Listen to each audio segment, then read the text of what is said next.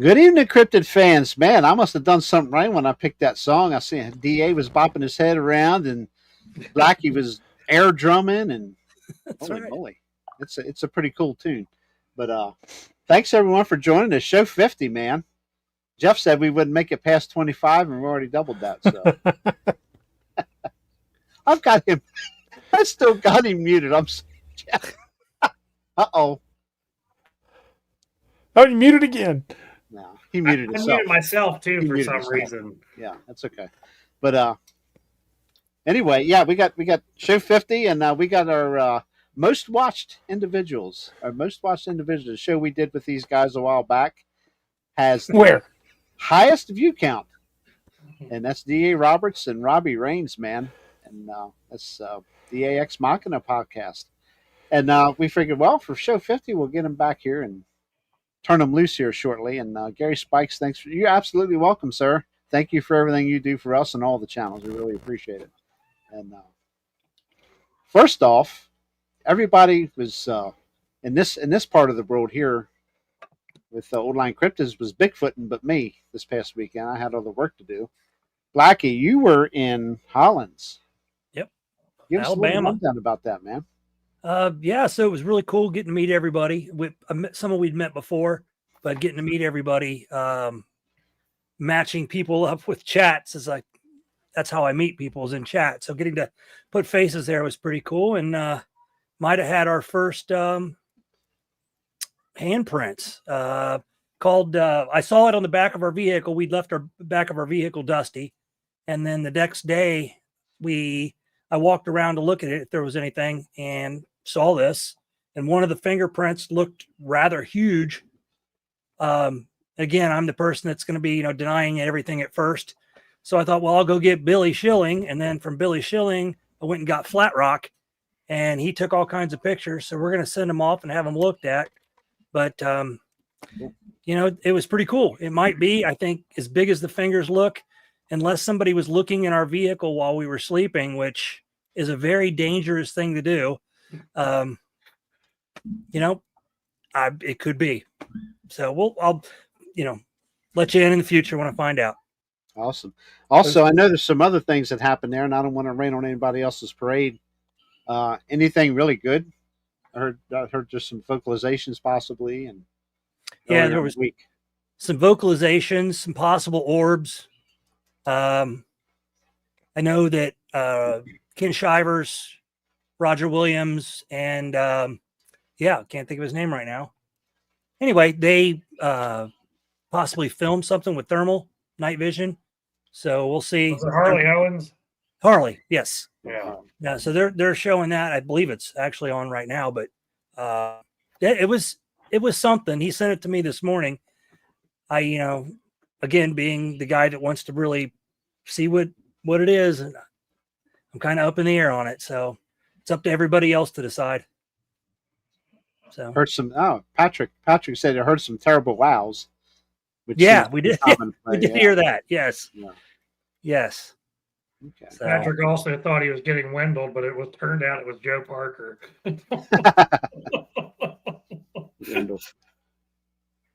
So, yep, that's cool. Good time. Yeah, I'd be interested to hear some stories come out of that get together. That's pretty good. There's stories that come out of that forest every time somebody stays there. Did you swab the oil of the print? Well, no, we did not. I didn't have anything to do that with. But we have, like I said, Flat Rock took some really good pictures on angles and everything else, and it showed us how its hands might have been on there. So he just said, send it to the Bigfoot forensics gentleman, and he can look at it and see what he thinks. Next time you get something like that, even if it's just a napkin or something, take that napkin and wipe the oil in that palm print, fold it up, put it in a Ziploc bag, and get that to either the forensics guy or to Doug Highcheck over at Monster Quest, because they can draw DNA from the oil in the skin. Okay, now I will say this.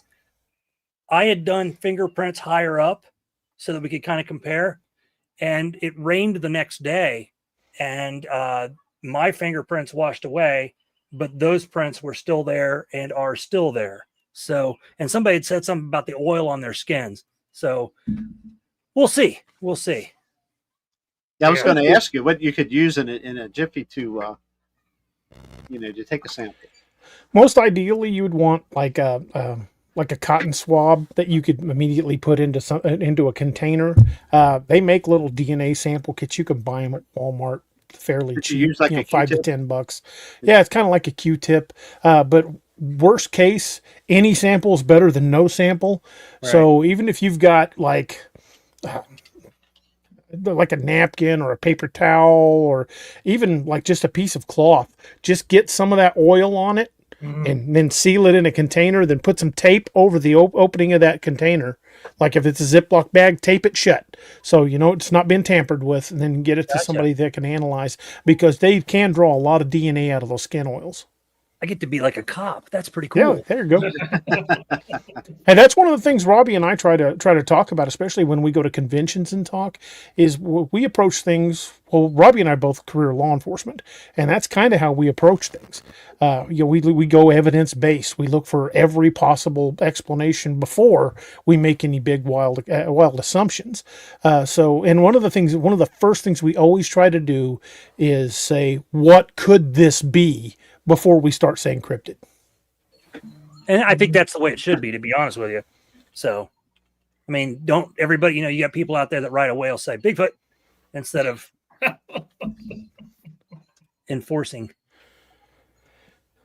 Yeah, the thing is even with forest noises, if you're not familiar with what's in that area, you could mistake a lot of stuff for a cryptid.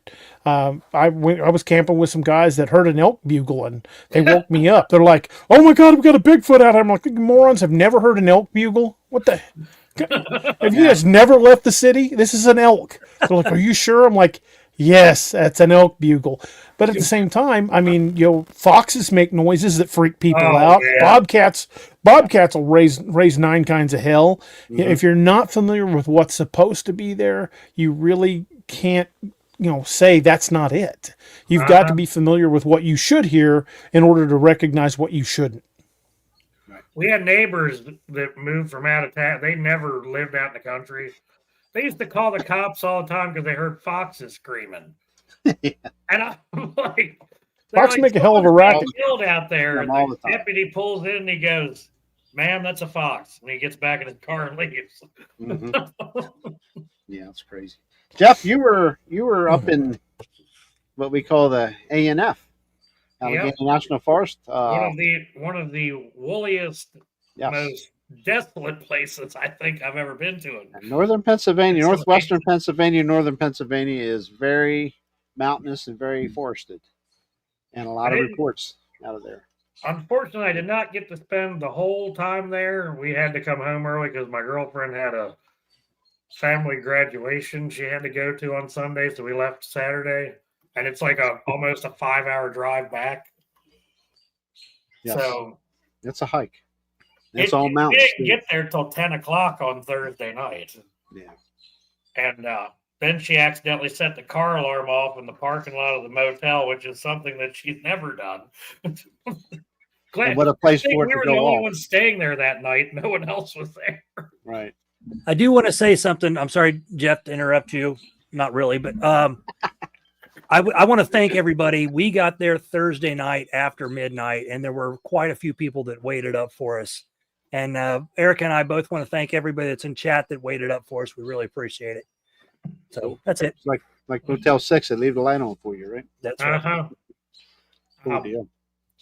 When they started setting up Friday morning for the festival, brought out the only traffic light they have, which is temporary for the entire county, that they only use for festivals. Not a single stoplight anywhere in the county. Don't need it. There's no one in the county either. I was going to say, you don't need it. There's not much going on there. Yeah, it's pretty. But it's awesome up there, though. If next time if I go, it'll probably be girlfriendless, and I'll probably go camp out somewhere. But that festival was nuts. I mean, by a lot of people. 10 o'clock, I mean, not even 10 o'clock, by 9 o'clock on Saturday morning, you couldn't even, get anywhere near that place. traffic was already backed up for a mile. Yeah. And the first, I got to, go around and talk to some people the night before. I got to see Todd, Bigfoot New York Todd, our buddy from New York, who's big into the forensic stuff. He was setting up his booth because he had to fill in for Mary Fabian. And she couldn't make it. So he took her space, and he was showing me some of his stuff. And he gave me something. One of his rocks that he found at some of his sites. I'll have to go get that from the other room later. Looks like, something had smoothed it or manipulated it at some point. It was left there at his cottage at his one property, and where he researches a lot. And he was showing me a lot of stuff he's found there, like different kinds of rocks and stuff. That it's pretty interesting.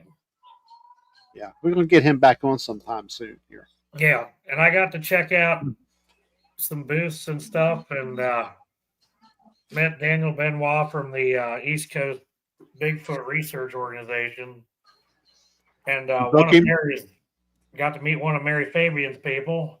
Did you book any of them? I'm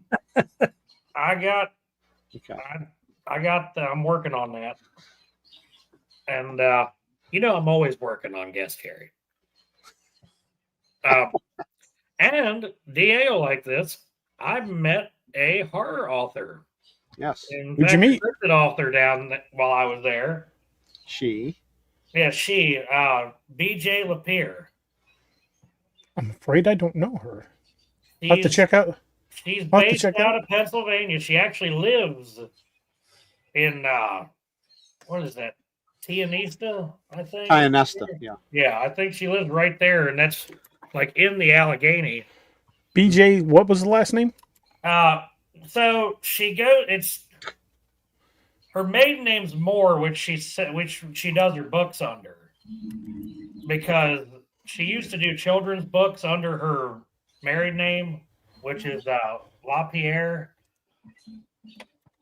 I know Wayne LaPierre. I've heard that name, but yeah, LaPierre is her married name. But you say Wayne LaPierre? Yeah, there's a Wayne. A lot of her horror books under Moore. Yeah, Isn't he wasn't Wayne LaPierre the NRA president for a while? I think that so. Sounds right. Yeah. But I was trying to look her books up, but I can't find them on Amazon. She's on Amazon. May have to have you send me a link. I'd definitely like to check them out. Yeah, she's got several books. I actually bought one of her. You said she's on a particular author list with some other well-known. Yeah, she's on a list King. with some very well-known ones. That's pretty awesome. I Yeah, wonder how she got listed with names like that. That would be great to get my I don't name stuck know. in there with them. there you go. But then again, if Stephen King woke up tomorrow with my sales, he'd hang himself from his shower curtain rod. yeah, and if DA woke up with my sales, he'd hang himself from his shower curtain rod. Actually, let me Wow. go You see grab the one of the books. Hold on. Just Be the right steps here. Hurry up, Jeffrey. Robby Raines, how are you, man? It's good to see you back. I'm good, man. Awesome. Just Good deal. living the dream. Living the dream. Still writing books and living the dream. Yep. Still enforcing law. Yep, doing that too. I hit 34 and some change today on book 3, so Nice. Way to go, dude. Wow. That's awesome. and I guess DA's already saw it because he liked it on that. I actually kicked around the idea of a Patreon, so I started a Patreon for which you already had one, right, DA? Yeah. Don't you have one? Okay. How's that work out? Pretty good for y'all?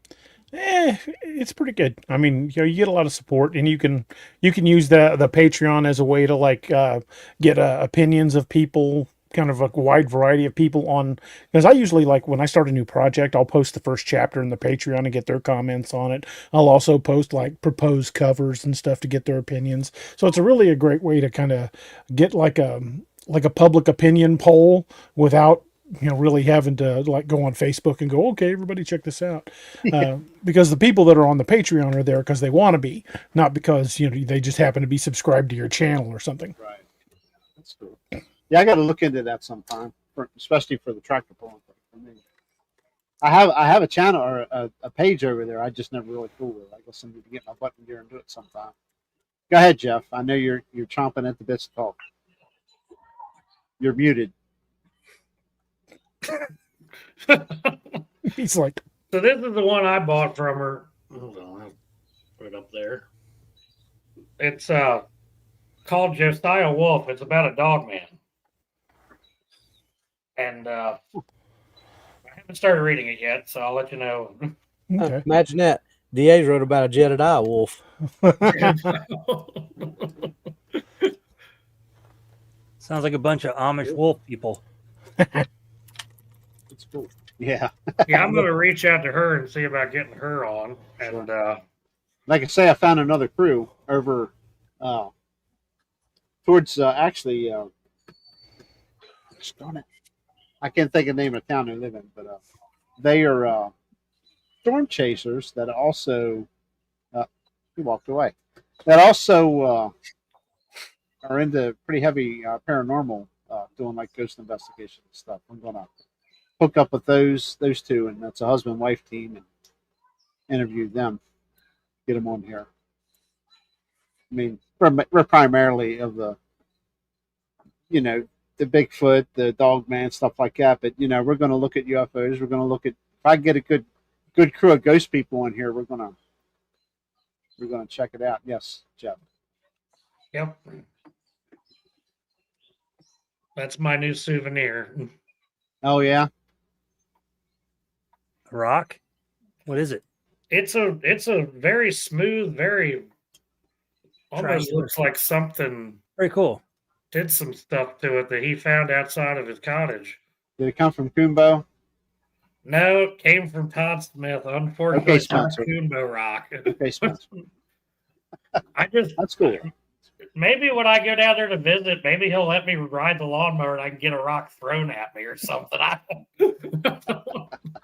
Yeah, Rob, Just go out there and sing. Just Robbie, go out there and do the Steve Lilly singing.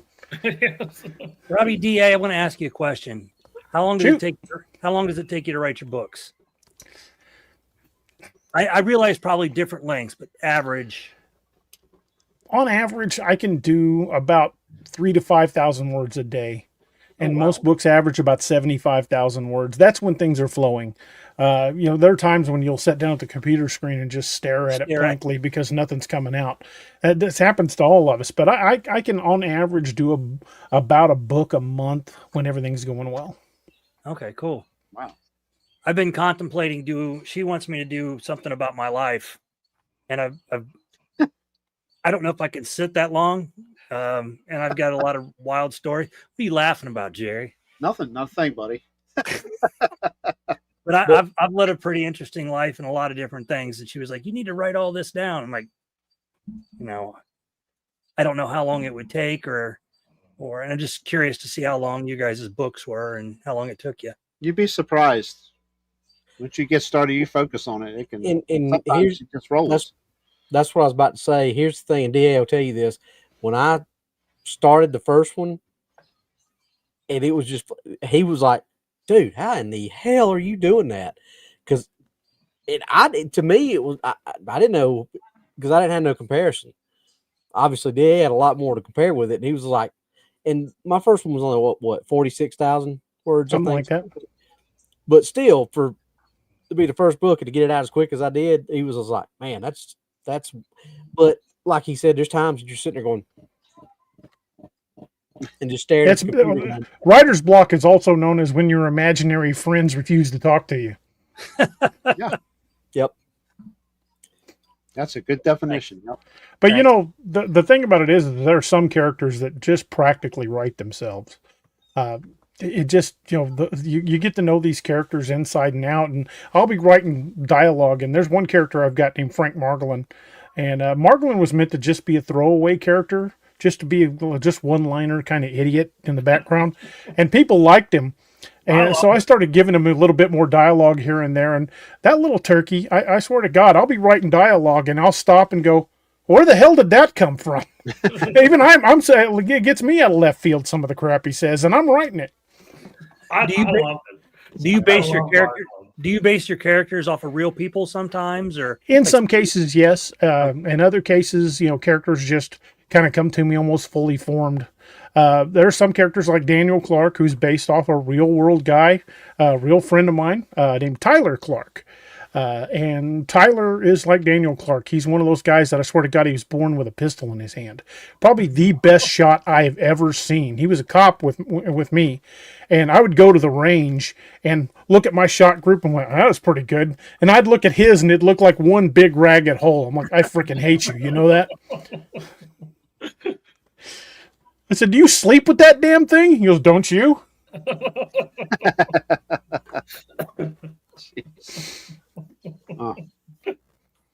His shot groups on the range were so tight that the instructors told him to open up his pattern so they could count the individual hits. No oh kidding. my gosh, I am not kidding. Even at 25 yards, his shot group was like this. And that's pretty impressive with a pistol. Yeah, and that's just with a Glock with nothing on it, but not even a red dot. That's just Glock factory night sights was the only really that and a TLR1 light. That was the only additives he had on that thing, and he was just like a machine. That's awesome. what made both of you guys get into or want to write books? Is it something I've wanted to be a writer since I was a kid. I've been writing short stories and all kinds of goofy stuff since I was probably 6-7 years old. Since I was old enough to know how to write, I would write these little stupid short stories. And after my mother passed away when I was 12, my dad was going through a bunch of her stuff and found a whole drawer full of those stupid stories I wrote and gave to her. And I remember looking at them and thinking, wow, at 12. But then later at like 18, 19, I'm like, these will never see the light of day. These are horrible. But that's really kind of what it all sprang from. I grew up on a farm. We didn't have much TV in the 70s. And my nose wasn't in a book. I was writing my own little stories. And it just kind of grew from there. And I didn't really publish anything significant until I was in my 40s. But now that I'm retired from law enforcement, I'm just going to write till I die, basically. Robbie? How about you? Mine was not as profound as DA's. I guess, and where the first book that I wrote, I've had a version of that story bouncing around in my head for probably 25, almost 30 years. And I've always loved horror movies. I've always been into cryptid since I had my encounter when I was a kid. So I guess a lot of it came from that stuff too. But I was always one that would Jaws is my all-time favorite movie. And then you read the book and I'm like, why wasn't that in the movie? I mean, the movie was great, but why? I mean, there's just so I got into that. I'd see a good movie and I'd say, okay, where's the book? Same thing with Jurassic Park. I watched the movie before I read the book, and it seemed like it was always better that way because I'd see the movie, and then when I'd read the book was even that much better because I already knew kind of I could follow along with it a lot better. But I was like, this is so much better than a movie, and it just got me interested that way. And like DA has always told me, he said, the best writers are always readers. And, so I probably 20 years ago is when I really started reading books. I read all Brian Lumley's series, the Necroscope series. Started reading a lot of Stephen King's books. Read Richard Marcinko's books, all his stuff on the Navy SEAL stuff. And I just kind of started formulating. I'm like, well, I love these stories. It'd be kind of cool to start, do my own story. So I started just putting that together. and like I said, originally it was a completely and totally different story than what Silver Star is. There's still elements of the original story I came up with in there, but it's like completely and totally different. Well, when I started being friends with DA and Doc and started being a co-host, obviously, that's the stuff we talk about. And he's been on me for what, 3 years now, DA? He's like, dude, just write the book. I'm like, I can't do it. I can't type. I don't want to type. He's like, dude, you freaking type for 30 years as a cop when you wrote your reports. He said, just write it like you write your reports. And he just kept over and over beating that in my head. And one night I was laying there trying to sleep, and all of a sudden, like the first 3 chapters just like popped in my head. I just like had the entire story, and I was like, whoa, where'd that come from? So I get up next morning, and I usually get to work about 30 to 45 minutes early before I have to be there to, go over emails and all that kind of stuff. So I got in there and just started typing. And when I come back from my morning duty of, watching the kids get out of the cars and doing all my walk arounds of the school, I go back and I send Doc and DA an email. I said, hey boys, why don't you read something? And so he come back and he said, dude, it's pretty good for not knowing what you're doing yet. So we just kind of started working together, and DA helped me polish it, and I got some other readers kind of helped out, and guy that works with me at the school kind of is in, because the time difference and the distance difference between me and DA are kind of a hindrance sometimes. But like if I can't get right in touch with DA, I've got this guy that works at school who's kind of published nothing like what me and DA do, but he knows the process. So if I've just got a little technical question about what I do here, what do I do there, he's good for that. But it's just kind of like it's been there for a while, but being friends with DA and reading his, and I think that's what has helped me the most with my books is being one of his alpha readers, seeing how he does it, because his writing style that's what I like to read, and I want to write what I like to read too. So that's why a lot of our stuff is really similar, is because I've just on that note, you said, you guys like to read other people's stuff as well. Does that, I don't mean to take over questioning, but does that sometimes affect what you're writing? Like maybe you'll write something and it's like, oh, well, that's too similar to what I just read. Or have you ever done that? Well, literally everything a writer does is research. Whether it's reading a book, walking in the park, talking to somebody, literally every experience in a writer's life becomes part of that mechanism where what you put on paper. And yeah, you can't help it. I mean, things that you experience, be that a book or a television show, are bound to color your experiences. Now, I've gone back and rewritten scenes because I thought that was way too similar to something that happened in another book or something. But I don't generally realize it at the time. But when it comes down to basic writing, I learned in a college writing course, there's only 7 basic plot lines in existence, and they're all just variations of that same plot line. So when it comes to writing, there's really nothing new in the literary world unless you somehow create a new genre. But and even then, it's you've still got those same basic 7 plot lines. So what I try to do is I just try to, through dialogue of the characters, through situations, I try to be as unique as I can. But no matter what you do, you're going to find yourself drawing on things that have come before you. Oh, cool. Do you give them voices in your head as you're writing each character? I used to go back and read my dialogue out loud. And that'll get you a lot of really weird looks at the public library, so don't do it there no more. But I will still occasionally I'll read my dialogue out loud, because if you're writing dialogue, if you're just writing it quietly, it's easy to write what you're thinking. But when you go back and read it like out loud, you get to hear how stilted it sounds. Like people don't talk like that. Like, I do not think we should go down this path. You really catch yourself looking at how people talk, and you kind of study how people's mannerisms are. Like for example, look at Star Trek: The Next Generation. Look at the dialogue that Riker had versus what Data had. Data's had to be very stilted because he was an android. You've got to be able to write what your character is. You've got to be able to give them their own personality and let it show through. Like my character Declan Kane.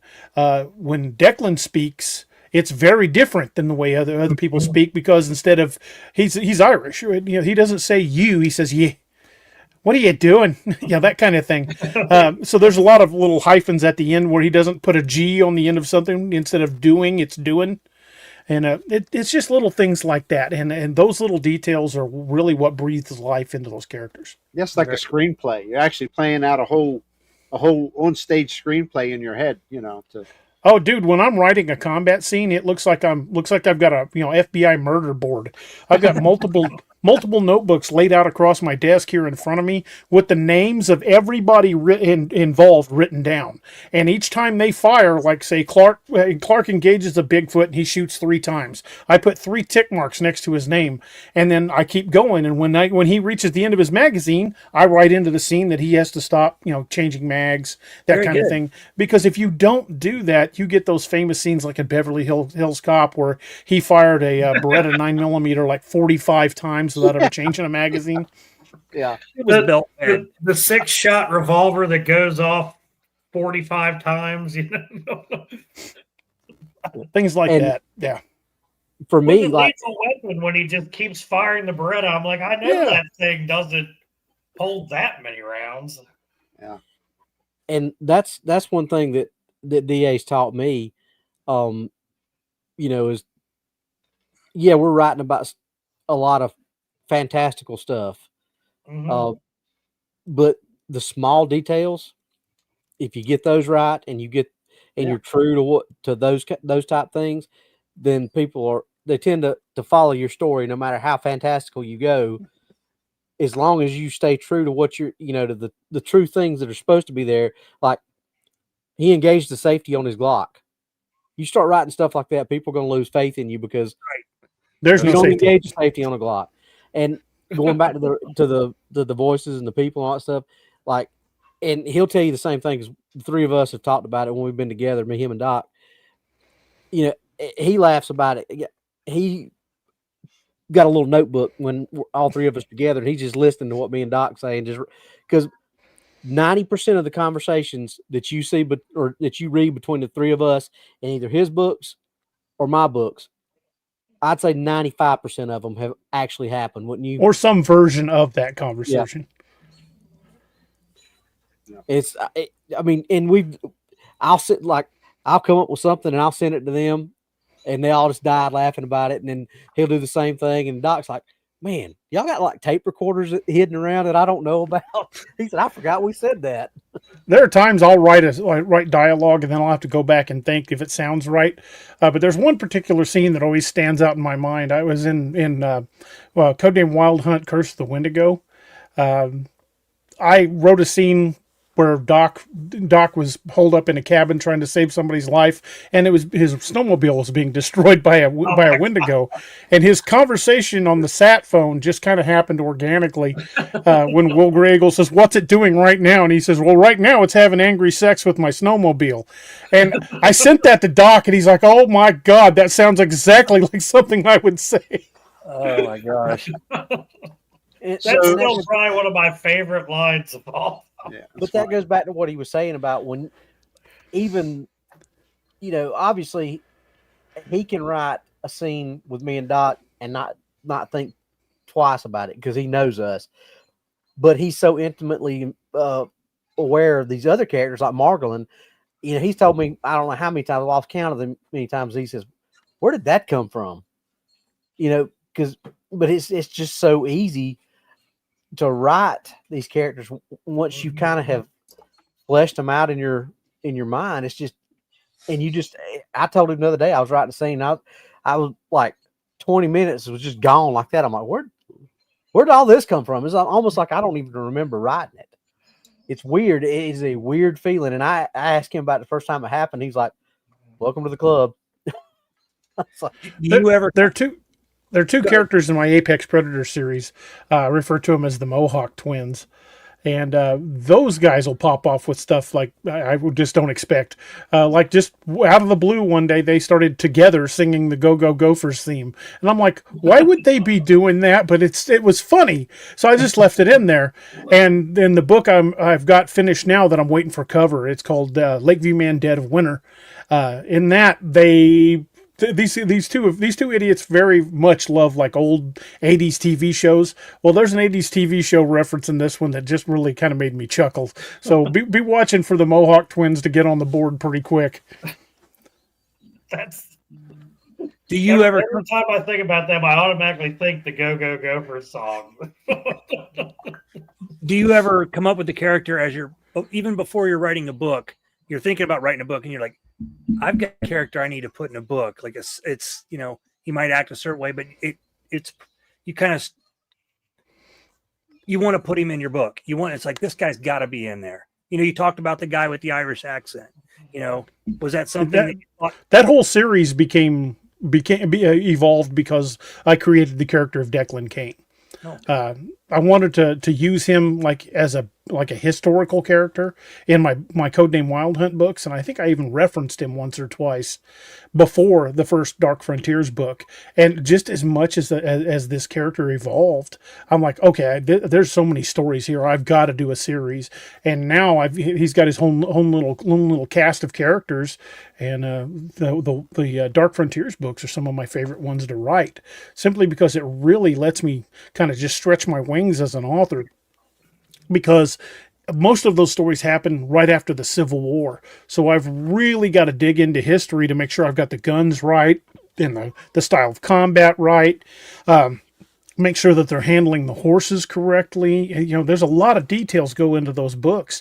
And I've always said that building a good story is like building a house. Your entire structure has to stand on a solid foundation, and that solid foundation is all those little details. It's like Robbie was saying about clicking off the safety on the Glock, or 37 rounds out of a 6-round revolver. Those little details will destroy a story. No matter how well crafted the story, if you get those little details wrong, it destroys suspension of disbelief, and the readers don't go along with it. But you can write about the zombie apocalypse or a guy with Thor's hammer, and people are gonna go along with the story as long as that entire story is built on a believable foundation. And that's what I try to do. How many books are in a series? Like you were talking about, I think you said your Dark Frontiers, or Ragnarok came to an end at 10. Wow. But that's because I reached the end of that story. I don't know when I'm going to end most of the other series. I'll keep writing as long as they're stories. Okay. How many series do you have going right now? 8 series. Man, that's serious. Wow. Holy moly. Keeps me busy. The one that I think might get somewhere at some point when you can get back to it is shoot. My brain's taking apart right now. Hard Iron. I'm sorry. Well, the sequel to that is already in the works. It's called Leaves of Silver. Yeah. And I'm about 100 pages into it. It's one of those projects I just kind of had backburnered. I haven't sent it out to the alphas. I haven't put it on the Patreon. It's because it's just been kind of a background. Yeah. Because I don't work on it all the time. It's one of those ones. How I get by writer's block is if I'm writing a project and I hit a brick wall and I can't think where I want to go, I just switch projects. And to me, that 9 times out of 10, that works. I get just right back to writing again because I've completely changed perspectives and I've got this other story to think about. Yeah. But there are other stories that I try to push ahead of others because, for example, the Dark Frontier series, I try to give a lot of priority to that and to Codename Wild Hunt because those are my 2 best sellers. The others sell well too, but Dark Frontiers has been 4 times bestseller in Western horror. Awesome. When you brought that one out, I thought I couldn't love anything more than I love the Wild Hunt series. And then Dark Frontiers came out, and I was like, this is gonna be... Dark Frontiers has that title. It sounds interesting. Yeah. Well, it back up to when he was first, kicking the idea around. Yeah. We sat there and he was nervous about it at first. He was like, I kind of like this idea, but I'm not sure how it's going to go. but I think if it, I think this could be something good. And, he pushed forward through it. And like he said, it's turned out to be one of his best selling series. But then, you get like Heart of Iron, which I love too. And he was like, yeah, I think this is going to be really good. And it hasn't done as good as he thought it would. So it's like he's always told me, the ones you really think are going to be great sometimes are not the ones, and then the ones you're like, I'm not too sure about. Well, Heart of Iron in my fantasy book, it was my first fantasy book, and my sci-fi novels, they've never sold as well as the cryptid books. So the cryptid books are my bread and butter. I haven't done that yet. I think you'll like it. I mean, especially since it does tie into the rest of the universe. Yeah. Well, let's be honest. You haven't wrote anything that doesn't tie into the universe, so. Thanks, Wyatt. And happy birthday to Wyatt. Today is Wyatt's birthday. Yep. Hey, happy birthday, happy birthday, Wyatt. Yep, I wished him a happy birthday earlier. Yep. This is hilarious. It's a lot of beard. A lot of beard on one phone screen. It probably should have made it a Beards and Boogers, but yeah, it's going to be a Beards and Boogers, isn't it? Well, then it wouldn't have been the 50th episode, then. Right, that's what I said. We had to stick with OLC for the 50th. Yeah. I tell you, there's very rare occurrence we don't have someone without a beard on here. That's We should have got Steve on here to have the one beard. Kind of balance it out. about no beard.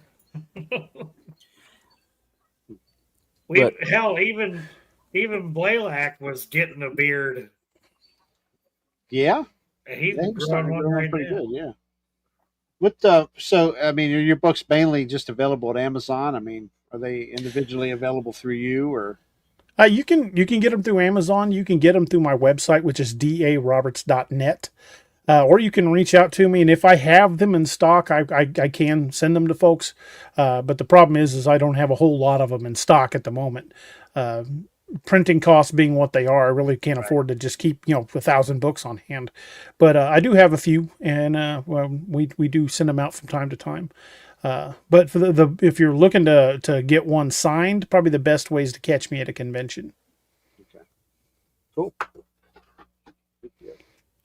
Are you guys conventions going on soon, DA? Yeah, Robbie and I both are going to be at one in October it's in Ohio, called Spirit of the Forest. Oh, you never can remember that. I can never remember the damn name of it. Spirit of the Forest. We're going to be there. It's I think it's right in the middle of October. We'll both be there along with Wayne Tuthrow and Russell Accord from Expedition Bigfoot. He'll be there. And that one's going to be fun. It's going to be a pretty big event. 3 days, I believe it is this time. If you count the VIP thing the night before, so it should be 3 days. Robbie's going to be teaching a tracking class. I'll be helping him with that. We'll have both of us that have our books there, and Robbie have some other stuff like kind of like, let me if I can grab one. He has a laser etcher. He makes stuff like this. Yeah. I mean, get it out of the light. Okay. And he also does hats and some other cool stuff that you guys could check out. But Robbie will have all that on his table, and I'll have books and stuff like that. And it's going to be a good time. We're gonna be doing classes and we'll be doing talks about Bigfoot, and it's gonna be, like I said, it's gonna be a lot of fun. I'll be doing another one here in Missouri. I think it's the weekend before that one. And it's called Ozark Mountain Bigfoot Conference. It's going to be right here in Springfield. It's going to be a lot of fun. What's the date of that Ohio show? I can look it up. I don't really. Okay. Spirit of the Forest. Beard of the Forest? Mm-hmm. If I can get my Google to come up. He's having problems with the Googles. Watch out for the Googles. Okay, that one is going to be... Come on. The 24th and 25th, but there'll be stuff going on the 23rd as well. And a lot of speakers. Russell Accord's going to be there. Wayne Tuthrow is going to be there from the Bigfoot podcast. He's also a host at Paranormal Odyssey. Wayne's a good dude, just a really good dude. He's also the founder of Manimal Research. Really, really good dude. Miss Naoma's going to be there doing fireside storytelling. Of course, you got me and Robbie and a guy named Mike Miller. I don't know Mike. He's one of the Ohio Night Stalkers. I don't really know him that well, but I'm looking forward to meeting him. And Nance from Buckeye Bigfoot, she'll be there too. That'll be cool. Yeah, I'll check into that. Let's go to Ohio, Chad. Hell yeah. I don't want to go back to Ohio. You don't want to go back to Ohio? No, I'm good. Chad used to live in Ohio. What part of Ohio, DA? Well, last Mercer year it was County in Fairgrounds. Greenfield, but where Yeah. is it this year? It's gonna. I don't know if it's in the same county, but it's close. But it's the Mercer County Fairgrounds. Oh, Salina. Okay. Okay. Yep. Up around Salina and okay. And Susan, the lady that puts on the show, man, it was freaking awesome. Last year was the first year, and the first day was kind of slow as kind of word got out. But the second day, the Saturday of the show, holy crap, they had to open up like 4 new parking areas. There were tons of people there, and they're expecting even more this year. Met some awesome people. Met Kevin Bode and Casey Calloway and his wife that are in the chat. Met some awesome folks. I met Wayne for the first time there. I'd been on his show and we knew each other, but we'd never actually got to hang out face to face. And got to know some really great people there. And Casey and Kevin, if they're listening, I know at least Casey's in the chat. I don't think I've seen Kevin, but if y'all come again this year, which I hope you guys do, we may have to pick a different restaurant because they may not want us back. Well, if the waitress we had there, the waitress was great, but I think we were a little loud and obnoxious. But it was a hoot. We had a ball. A little bit. Was the beer disappearing? What's that? Was the beer disappearing? Was that the problem? I had a few old fashions. It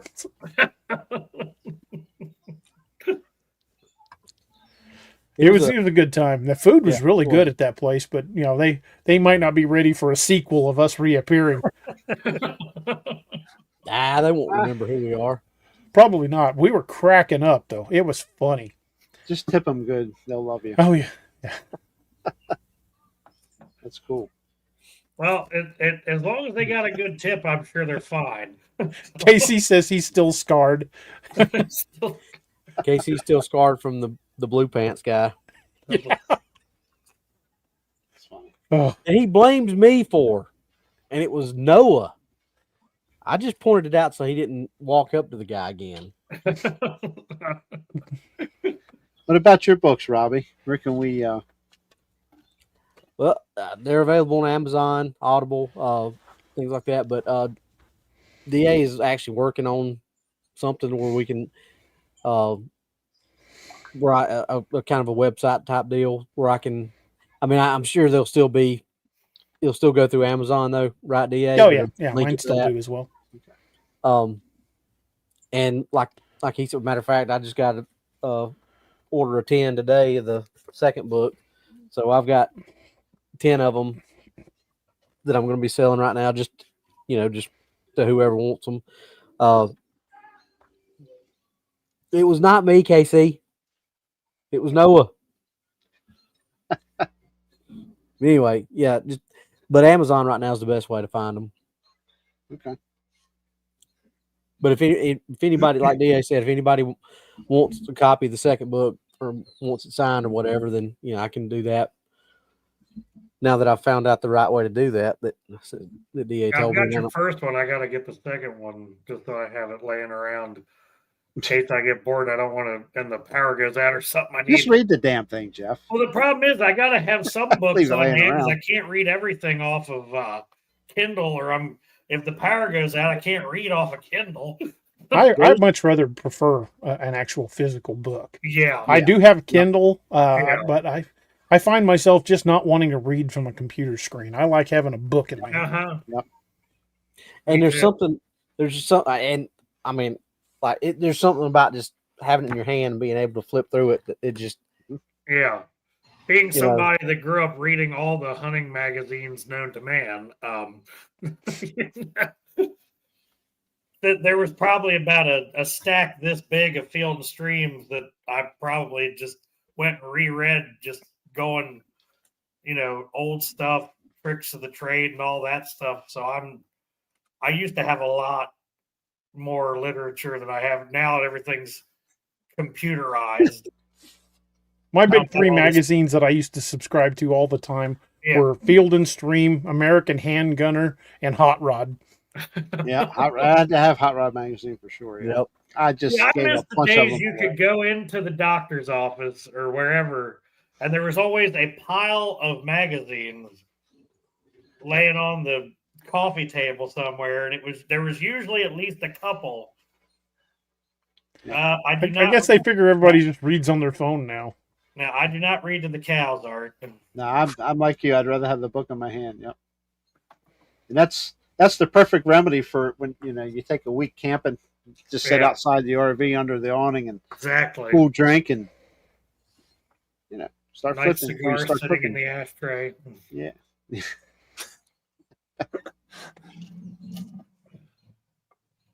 That's awesome.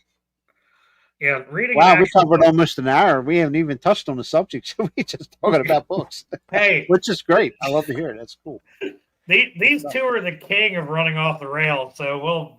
Yeah. It's okay. Me and Chad and I are going to write a book. I almost said me and Chad, but Chad and I are going to write a book. Are we? I wish if I could get my brain to stop doing the squirrel thing. Otherwise, I could the guy beside you maybe pull one out. One thing we have perfected the art of on our show on DAX Machina. One of the thing we've perfected the art of is going off the rails. I mean, when it comes to a topic, it's more like guidelines, really. Well, what was it the other night? I can't remember what you guys started out with, but we ended up on the Missouri Jaguar somehow. Oh, because there's pictures that were taken from a trail cam just down the road from me of what they were saying was a Black Panther, and when we started looking at it, yeah, that's a freaking jaguar. Yeah. How did a jaguar get into Missouri? A black jaguar. Sounds like loose from a zoo. Is there any kind of zoos? Nobody's claiming. Nobody's come forward and said that it got released from a private collection, or no zoos are reporting anything missing. But it, big as life, showed up on a trail cam, probably about a 200-pound cat. Would they face any kind of trouble if it got probably? Loose in the zoo? Probably. Mainly because it's not legal to have something like that in Missouri. Exactly. That's what I'm thinking. Well, everybody remembers that incident in Ohio. Oh yeah. And I don't know how Bud and I were talking about that the other day. I don't remember how far he lived from there, but he said that was the reason he started carrying a pew during bow season. Yeah. Dude, after 20 years, a little over 20 years in law enforcement, I don't check my mail without a gun on. Yeah. I'm about as paranoid as it gets, and I've got good reason to be. I just can't imagine sitting in a deer stand with a bow. Look down and there's a Bengal tiger comes walking under the deer stand. Well, you know what? If I'm ever sitting in a deer stand, and I don't bow hunt anymore. I used to. I'd like to get back into it, but I haven't bow hunted in probably 30 years. But I go deer hunting with a pretty good sized rifle. I go hunting with a British 303, and I swear to God, if a Bengal tiger walks under my tree stand, I'm having that sucker, having that thing's hide thrown over the back of my couch, because there ain't a single law in the state of Missouri about shooting a damn tiger, because they're not supposed to be here. That's right. There's no bag limit. Yep. Well, we've got mountain lions here. I mean, they won't talk about them, but we have them. No, we got them. Got them right. And it's if South Park has taught us one thing, it's that all you got to do is go, "Oh my God, it's coming right at us." Yep.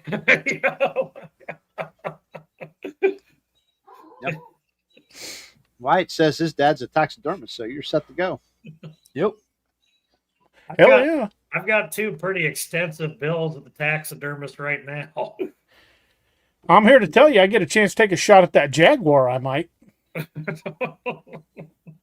They're not a protected species in Missouri. Yeah. I've got two black bears. I was a finger in my life. Yeah, it came at me. How they argue with that? If you're out there alone in the woods and you run across a jaguar, How are they going to dispute it didn't come at you? The thing's going to go, no, I was in the bad. I was in the wrong. I shouldn't have come up at him. It's your word against a dead jaguar. Why'd you shoot him 9 times? Because that's all the ammo I had. I'm just wondering what the Maryland DNR would say if I pulled in with with one of those. Dude, I was at a deer check-in station back in about 1986. I know this just is going to be a good story. Just outside of Lebanon, where I grew up. I'd been out off East 32, out outside of Lebanon, hunting on a buddy of mine's land. And I got a pretty good-sized buck. He'd about an 8-pointer. And I tagged him, brought him in, pulled into the check-in station, and they come over and looking at it. And this dude comes pulling in, just honking the horn. Yeah, he's like, "You guys got to see this. It's got to be a world record." And I'm like, "What?" So we go walking over there, and this guy, he says, "I had to use a come-along to get it in the back of my truck." He had shot a mule. Thought it was a mule deer. I'm like, "That's a freaking mule." The game warden's like, "Yeah, you might want to step away and let us handle this. This might get ugly." Wow. But good dude was from Kansas City. It was his first time deer hunting, and he didn't know the difference between a mule and a mule deer. But one of our old butchers, he's fixing to learn that day. Yeah, one of our butchers worked a check-in station, and he told me a story about a guy that pulled in with a probably about the way he was saying it, probably a 5 to 6 month old calf in the back of his car. And I'm just like, how do you mistake that? Yeah, you shouldn't be allowed to hunt if you can't identify the difference between a cow and a deer. And he told the guy, he's like, "I can't help you." He's like, "What do you mean?" He's like, "That is not a deer. You should take that back to the farm that you shot it at and pray for forgiveness." And hope he doesn't charge you through the teeth. Yeah. And just watch out for horses running through a pasture, being called a Bigfoot. Oh my! I might have to send that one to DA. I gotta go back and look. Yeah, send that to DA. You'll kick out of that. DA, somebody posted a Bigfoot running across a pasture, and they're claiming there was no livestock in the field. Now, the majority of us have grown up with cows and horses. I've spent my entire life with cows. This thing is clearly coming across the field at an angle. And if anybody's ever watched a horse run, that is a horse. And to emphasize that, at the end, the damn thing turns broadside and you can tell it's a horse. And I'm thinking, how does anybody mistake that for anything other than a horse? That's why I don't comment on video or photos that are posted on Facebook, because they will slap a red circle on anything, and 37 people are going to swear they see 45 Dogman in that one little red circle. And I'm just sitting there going, "You guys never heard the word pareidolia?" Nope. Now I've seen those pictures too, and some of us have taken those pictures. Sometimes you'll actually see stuff. Other times I'm looking at it, and I had one guy send me like 50 pictures. I couldn't see nothing in them. But then somebody will send me something, I'm like, "Holy crap, what is that?" And then, but I firmly believe not all of those pictures are pareidolia, but a lot of them are. Yeah. And then sometimes some people aren't just aren't seeing what's there. Yeah. Another thing too. But I promise you, right now, I could go out in my backyard to the fence that separates my yard from my neighbor behind me. There is a house back there, and I could squat down where you couldn't see his house and take a picture of that back fence because it's covered with honeysuckle, and I could throw a couple red circles on there and post that under a different name on Facebook, and there'll be 100 people swear they see Dogman in it. And there ain't no damn Dogman in it. There's my neighbor's pit bull, but there ain't no Dogman in that picture. It's honeysuckle. Yeah. I took a picture of a hillside one time, and I knew exactly where it was. I knew the whole layout, the distance, and all. And somebody kept telling me, "Oh, you got all of them watching you right there." And I went back and looked at the picture, and I was like, unless those things are chameleons, there ain't no, and like something like a damn snow leopard. there's there's no way that You remember that picture? yeah, yeah, the snow leopard, exactly. Well, that's just a great example of adaptive camouflage. Uh-huh. Robbie and I talk about that all the time. But it doesn't change the fact that a lot of people are just seeing patterns where there's really nothing there. Yeah. And unfortunately, it happens a lot. And it really, really ruins the credibility of legit photos when one comes up. But for every one really legit photo, I see probably 75 to 100 red circle photos. What I like to refer, and this is probably going to piss some folks off, but what I like to refer to as bullshitography.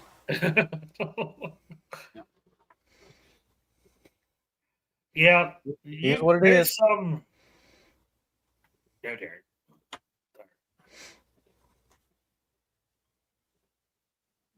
What happened? What'd Yeah, you do? like, why did it get quiet all of a sudden? I thought Jerry was saying something. I'll say What's something. that? No, I didn't say. My wife and I did a show on pareidolia, and one of the things we told everybody, anybody in this community, the Bigfoot Dogman community, please quit circling everything, because now you're just putting the thought in somebody's head. Like I use Jerry as an example. He sent a picture to us. He's like, "What do you see?" No circles, nothing. And I said, "I see a face there, and I see a face there." And he said, "Exactly." And that's the way it needs to be, because all you're doing is what is it? Suggesting that people are like, "Oh, okay, oh that, yeah." So, yeah, But also, if you stare at a picture of a shrub long enough, you're going to see patterns. right. Agreed. It's kind of like looking at the clouds. Like, someone say, well, that one looks like a guy laying on his back looking at a magazine, or, that one looks like a horse. Yeah, you're seeing shapes, but that just doesn't mean it's necessarily a horse running through the clouds. Right. Well, yeah, I found tracks and called DA over and said, "Hey, come here." And I'll call him over and say, "Hey, look at that footprint right there." He's like, look over here and tell me what you find. Yeah. And if he doesn't see a footprint, then obviously he didn't see the same thing I saw. I'm not saying I didn't see one. That's not what I found. But obviously it doesn't look the same to him as it does me. He looks down and says, "Holy shit, it's a footprint." Then we probably got something there. Right. Right. That's the And too first many thing I did people- with my photo was I sent it to somebody who has no desire for this subject, knows nothing of the subject really, and could care less. And he got it right away. I was like, okay, cool. And that's the way it should be. I mean, not everybody's going to see, I've seen lots of pictures in the year and a half I've been involved with everybody. And there's times where people say, "Look at it, it's right there." And I was like, "I don't see a thing in this picture." And, let my mind see it. Let me be the one to judge what I see, and not you showing me what I should see. Yep. But yeah. Leslie Trainham was asking if there are any known casts of Dogman prints. And yes, there are a few floating around. Unfortunately, most of them are probably just canine, just a dog. But casts are notoriously hard to track, hard to make. You can mess it up really easily, but in order to get a really good cast, it takes practice. You can't just mix up some plaster of Paris and dump it in and hope for the best, because I've ruined a lot of tracks trying it. But most of the time, I just take photos. Because you go to any convention, you're going to find 1,000 tracks, and they don't really prove anything.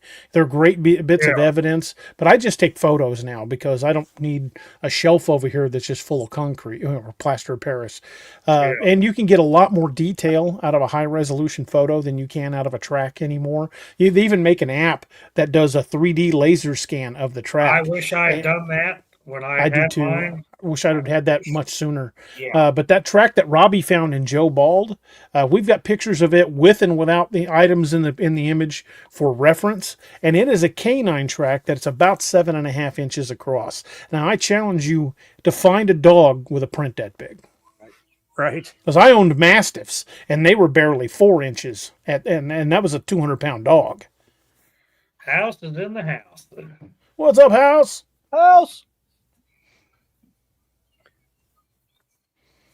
We need to get him back on here. Speaking of epic beards, Yeah. Yeah. Speaking of epic beards. House is one of my alpha readers for my books, and in the alpha reader chat, because we have a chat on Facebook where we can just exchange, like I'll say, hey, I need take a look at this and tell me what you guys think, and we can talk about it. And I've given everybody nicknames, and House's is ZZ Top. Imagine that. Perfect. Hey, House even made it into Robbie's last book. Oh yeah. Oh yeah. I was messing with House. I told him, I said, I'm just waiting for like the next part to be him dual wielding 357 Smiths as they're getting ambushed or something. Well, You guys want a wild character in your book out of hand? Get Sean. Do something like Sean. Oh yeah. Yeah. Oh boy. You could always have a midget dairy farmer. That'd be a good segue into an adventure. I'm going to start writing tonight when I get out of here. You've got the tactical Smurf, and then you've got the midget dairy farmer. is that the one on the zip line? Yeah, that's it. That's I me. get this. He says he gets the ZZ comment about every day. Which Greg is doing pretty impressive with that beard, being that he didn't used to have one that looked like that. A couple years back. Yeah, that beard has kind of become its own thing. It's got its own personality. It's got its own area code. So I was going to say its own zip code area. Yeah. Yeah. That's cool. Mine's kind of pushing the point of where my wife likes it. It's starting to get a little long, so I'm probably going to have to go see the barber before too awful long. I just get mine trimmed down occasionally. I don't get it cut down. I just, shaped. I've let it get pretty thick before, and she's like, nope, don't like it. So I got to keep her happy. I've been told if it gets too thin or non-existent, that, I am like in trouble with the family. Mainly the women in the family do not like it when I shave. House is going to get a social security number for his beard. Yeah. That way he can claim it on his taxes. The dependent. The House is the dependent. The beard's paying the taxes. Yeah, that's one thing. They wrote something about barbecue stuff getting stuck in. If you have a beard, especially a long beard, anything you drink, eat, it's always food trap. Yep. Don't get greased in it while you're working on heavy equipment. Good Lord. And bringing your I fork always up gotta to your be mouth, careful when I'm putting grease in the chewing truck. down on your beard because it won't get out of your mouth. You're like, Yeah. House, it's funny you say that because that's where the expression bald-faced liar comes from. Back in the 1800s, everybody had a beard, and a guy without a beard was considered shifty and untrustworthy. That's cool. Yeah. Tidbit of history. oh, What will happen next? this guy's got the history. My wife says I'm a fountain of useless information. That's what mine says. Greg too. said he brushed his and a chicken wing fell out of it. Hell, probably the whole That's chicken. right, bud. That's insane. Yeah. The whole chicken. Yeah. You've got useful information. I'm the one that's got the useless information. You asked me about any cheesy B movie, werewolf movie, and we was riding Now, down the road. Robbie has encyclopedic knowledge of horror films from like 1970 on. Anyway, go ahead, Robbie.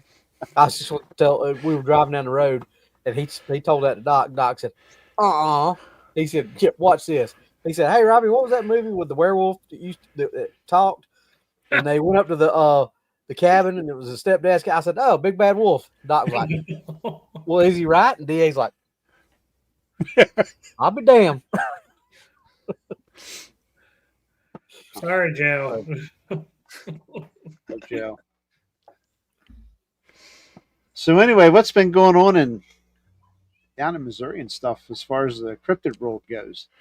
Well, we were planning on another big outing with Robbie and Doc, but unfortunately, some things happened at work that Doc had to stay and take care of, so we had to postpone. But we've got some pretty major stuff planned. We got together back in January and hit some places here in Missouri. And dude, we had had some of the most wild experiences I think I've ever had. And Doc had his first experience. Doc had his first actual sighting, caught it on thermal, and it was a paradigm shift for Doc. And Robbie and I almost became squash chow. It came pretty close. Clearly they wanted us because we're, as I like to say, we're Wagyu people. I mean, we got that good marbling going on, you know. I'm Wagyu human. If I was with you, it would have just been a third one added to the. It's like steak and chicken fingers. There we go. Well, I'm the one that challenged them, so I know they really wanted me. Well, we started out. There's a little place down in Missouri called Moon Valley, and there's been a lot of weird shit going on in that valley for years. In fact, most recent really weird crap was back in 2020. Two guys went to federal prison for eating people, and the story is they had been not only abducting and eating people, but selling the meat in the area. Wow. So look it up. It's the Dallas County Cannibals. It's Makes a you real wonder deal. how much barbecue is not barbecue. Right. Allegedly, they were even selling it in a couple of local stores. Don't know if that's true or not. Haven't been able to prove it yet, but allegedly they were selling it as deer meat. And God knows how many people down there have probably partaken in the long pig, if you know what I mean. Honey, this tastes kind of gamey. Yeah. This tastes kind of like pork, but I think it had a tattoo. I think there was a story like that out of Canada too. A serial killer family that was, they went in and found all the bones eventually, but they were eating the people and making meat and selling the meat. Yeah, it's really crazy stuff. Well, Moon Valley, it's always been a weird place. But when we went down there in January, we were doing. I do the tongue pop. One of the things we've talked about, we theorized, is that a lot of what Bigfoot, what people call wood knocks, are actually they're doing it with their mouth. Right. And I firmly believe that. Part of it because when I was a kid, behind our farm, I would hear these clicks. And when I grew up trying to repeat noises, I would do bird sounds and mimic the horses and everything else when I was a kid. But I would try hard to try to mimic that clicking sound I was hearing from the woods. And because when I was little, I was always out in the field running around with the horses and stuff. And I'd get way back from the house by myself, back by the woods, and I would hear these clicking sounds. And I'd tell my mom about it. She goes, "Oh, it's probably just a woodpecker or something like that, or your imagination." But then we would hear it up by the house at night. And sorry, I'm trying to read the question. Yep. Didn't mean to. Go ahead.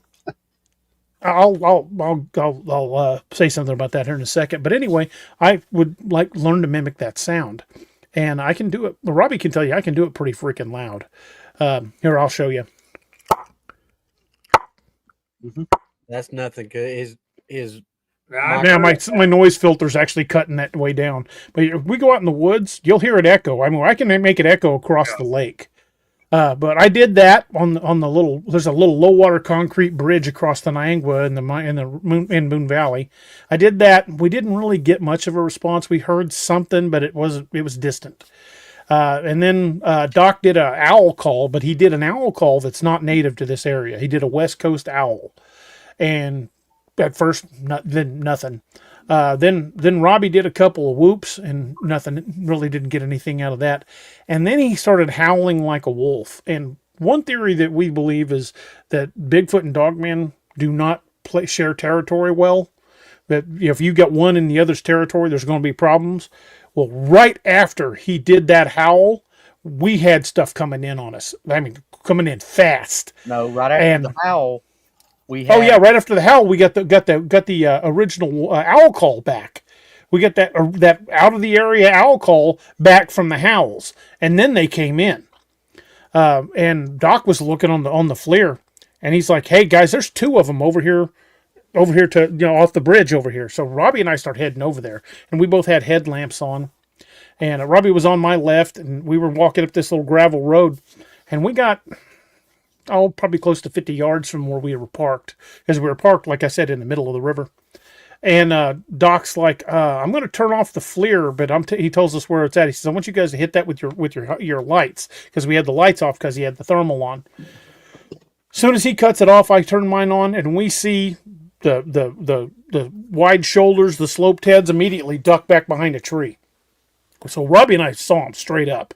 I'm like, yep, I saw him, Doc. He goes, all right, I'm putting the thermal back on. So we click the lights back off. He puts the thermal back on, and they're peeking back out around the tree again. Robbie and I are moving closer.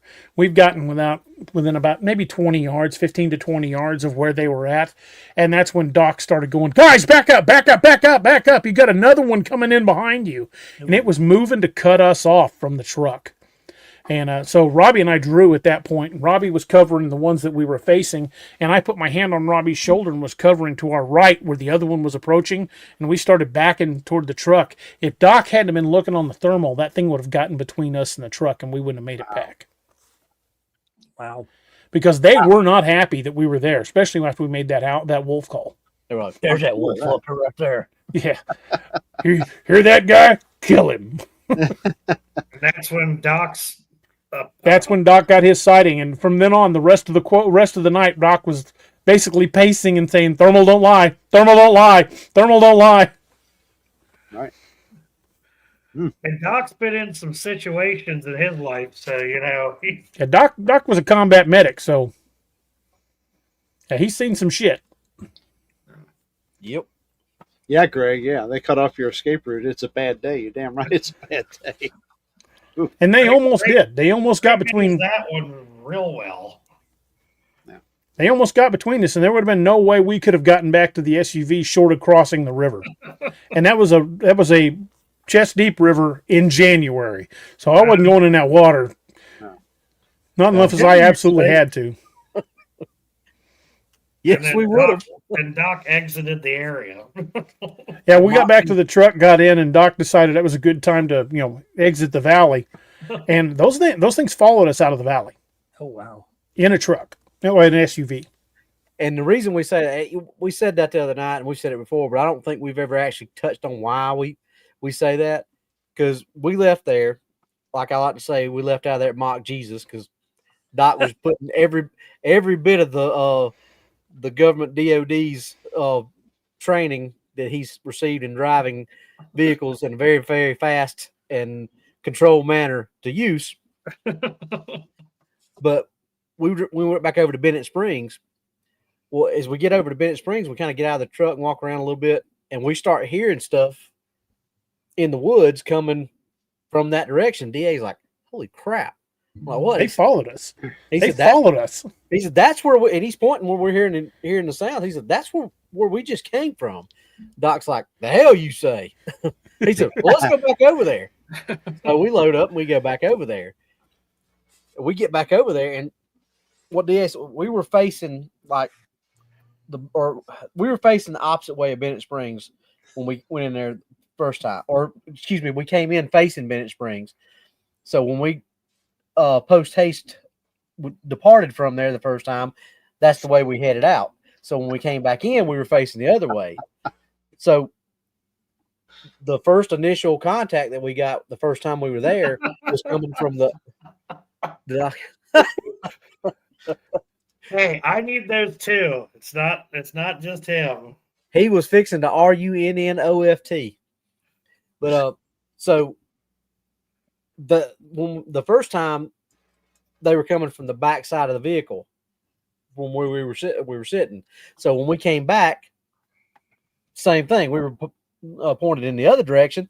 They were coming from the back side of the vehicle, which was the direction we had just come in from. So they crossed that bridge, creek, however they crossed it, and went over that way. So when we heard the sounds the second time around, they were coming from the other direction. So they had crossed the river at some point somehow and was on the other side. I don't think we've ever explained that. I don't know that I explained it thoroughly enough, but that's why we think they followed us, is because we didn't hear sounds on the opposite side of the river the first time. Then when we came back, we heard them coming back from the direction that we had just come from. So, yeah, they followed us. Wow. Now, was that the same trip when you guys saw the one in the water, or was that Yep. a different one? Different location, same week. Same week. Actually, wasn't that Yeah. the same night? No, that was the night before. Right. We went down to an area I wrote about in one of my books called Blunk Road, and it's in the. When I say it's in the butt crack of nowhere, I am not exaggerating. It is in the middle of nowhere. Nearest town is Galena, and I don't know if you've ever been to Galena, Missouri, but not exactly civilization as most people know it. That's like that place I went to. Sounds like northern Pennsylvania. Yeah. Paint the picture, Da. That's where every time we went down there, we found remnants of deer carcasses. Well, the first time I took Robbie down there, yeah. Noah and I'd been down there several times. First time I take Robbie down there, I remember that story. we're driving down the road and I've got my brights on and I see something in the road ahead of us. So I let my foot off the gas and start coasting, slowing down. And I'm looking at him like, Robbie, what the hell is that? And Noah was in the back seat, my son. And Robbie's looking at it. He goes, is that a head? And yeah, it was a head of a deer that had been ripped off. Right there in the middle of the road, facing us in traffic. Now, did you ever find a carcass? Yeah, we found the dismembered remains of at least 3 deer down by the water. Now that one's carcass. Did you find that one's carcass? I don't know. It might have been part of one of those other bodies we found. Jeff, But there's not been any place that we went down there that we haven't found dismembered deer carcasses. Pretty much. There's about 6 times now we found deer carcasses where they've been ripped apart, not cut up. You can see the jagged bone where the legs have been snapped off. These are not, how somebody would field dress a deer. One of them, the head had been ripped off, and some of the vertebrae were still attached to the head, and the rest of the hide had been pulled off like you deglove a freaking rabbit or a squirrel. Yep. It was not cut. There were no straight cut marks. Something had grabbed it and just basically pulled the skin off of it. Right. Yeah. Wow. Nothing looked like a car accident or anything. Right. Yeah. And then Noah and I found another one in Joe Bald, just the head. The eyes were missing. The horns were gone. Yeah. And the head had been torn off, and we found all 4 of the legs, and there was sinew and everything still sticking out and twisted. And the jagged bone, it wasn't broken. They weren't off right in the joint. They were grabbed and snapped off just above like the knuckle joint. We found all 4 of the legs and the head, but didn't find any of the body, not even a gut pile. But the night you were talking about when we went down to Joe Bald, Robbie, me, Doc, and my son Noah, we went down there, and it had been raining quite a bit, so the river was up, and that's the James River. It's not a small river, and it dumps into Table Rock Lake just a few miles down from where we were at. And we pull in, and we looked around, and we were like checking the area out. Then we saw something in the water. And I think it was Robbie saw it first. He's like, hey, guys, what the hell is that? So we all started staring at it. And it was like standing in the current, like sitting in the current. And you could see what looked like like from just below the armpits, shoulders up, and the head of what looked like a silhouette. And then all of a sudden it goes, and we can see the eye shine. And we're like, uh-oh, and it turns in that current. And that's probably about 8 feet of water out there. It turns and starts walking against the current right toward us. And at that point, we're like grabbing Robbie and trying to get his ass back in the truck because he wanted to get a closer look. And Doc's like, no, get in the damn truck. And we went up the road about 2 miles and pulled over and sat there and calmed down a second. And we drove back down there. And I guess it had started to go back across the river because when we pulled back down in there, here it come again. It was coming right across, fighting that current, coming straight at us. And so at that point, we just whipped a bitch and got out of there because it was coming. And so I'm like, all right, we didn't get any of that on video because it's so freaking dark down here. They wouldn't let me out of the car the second time. Yeah, we wouldn't let him out the second time. But when we got back to town, we're like, you know what? We need to go back down there in the daylight just to verify that there's nothing in the water there that could be. It's not like a tree stump or something sticking up that this could be. And I knew from going down there many times that there wasn't anything out there. But I said, we need to go. Doc and Robbie were saying we need to go back down there and verify. Well, we didn't end up getting a chance to go down there. So I called a buddy of mine who works in that county, and he drove down there.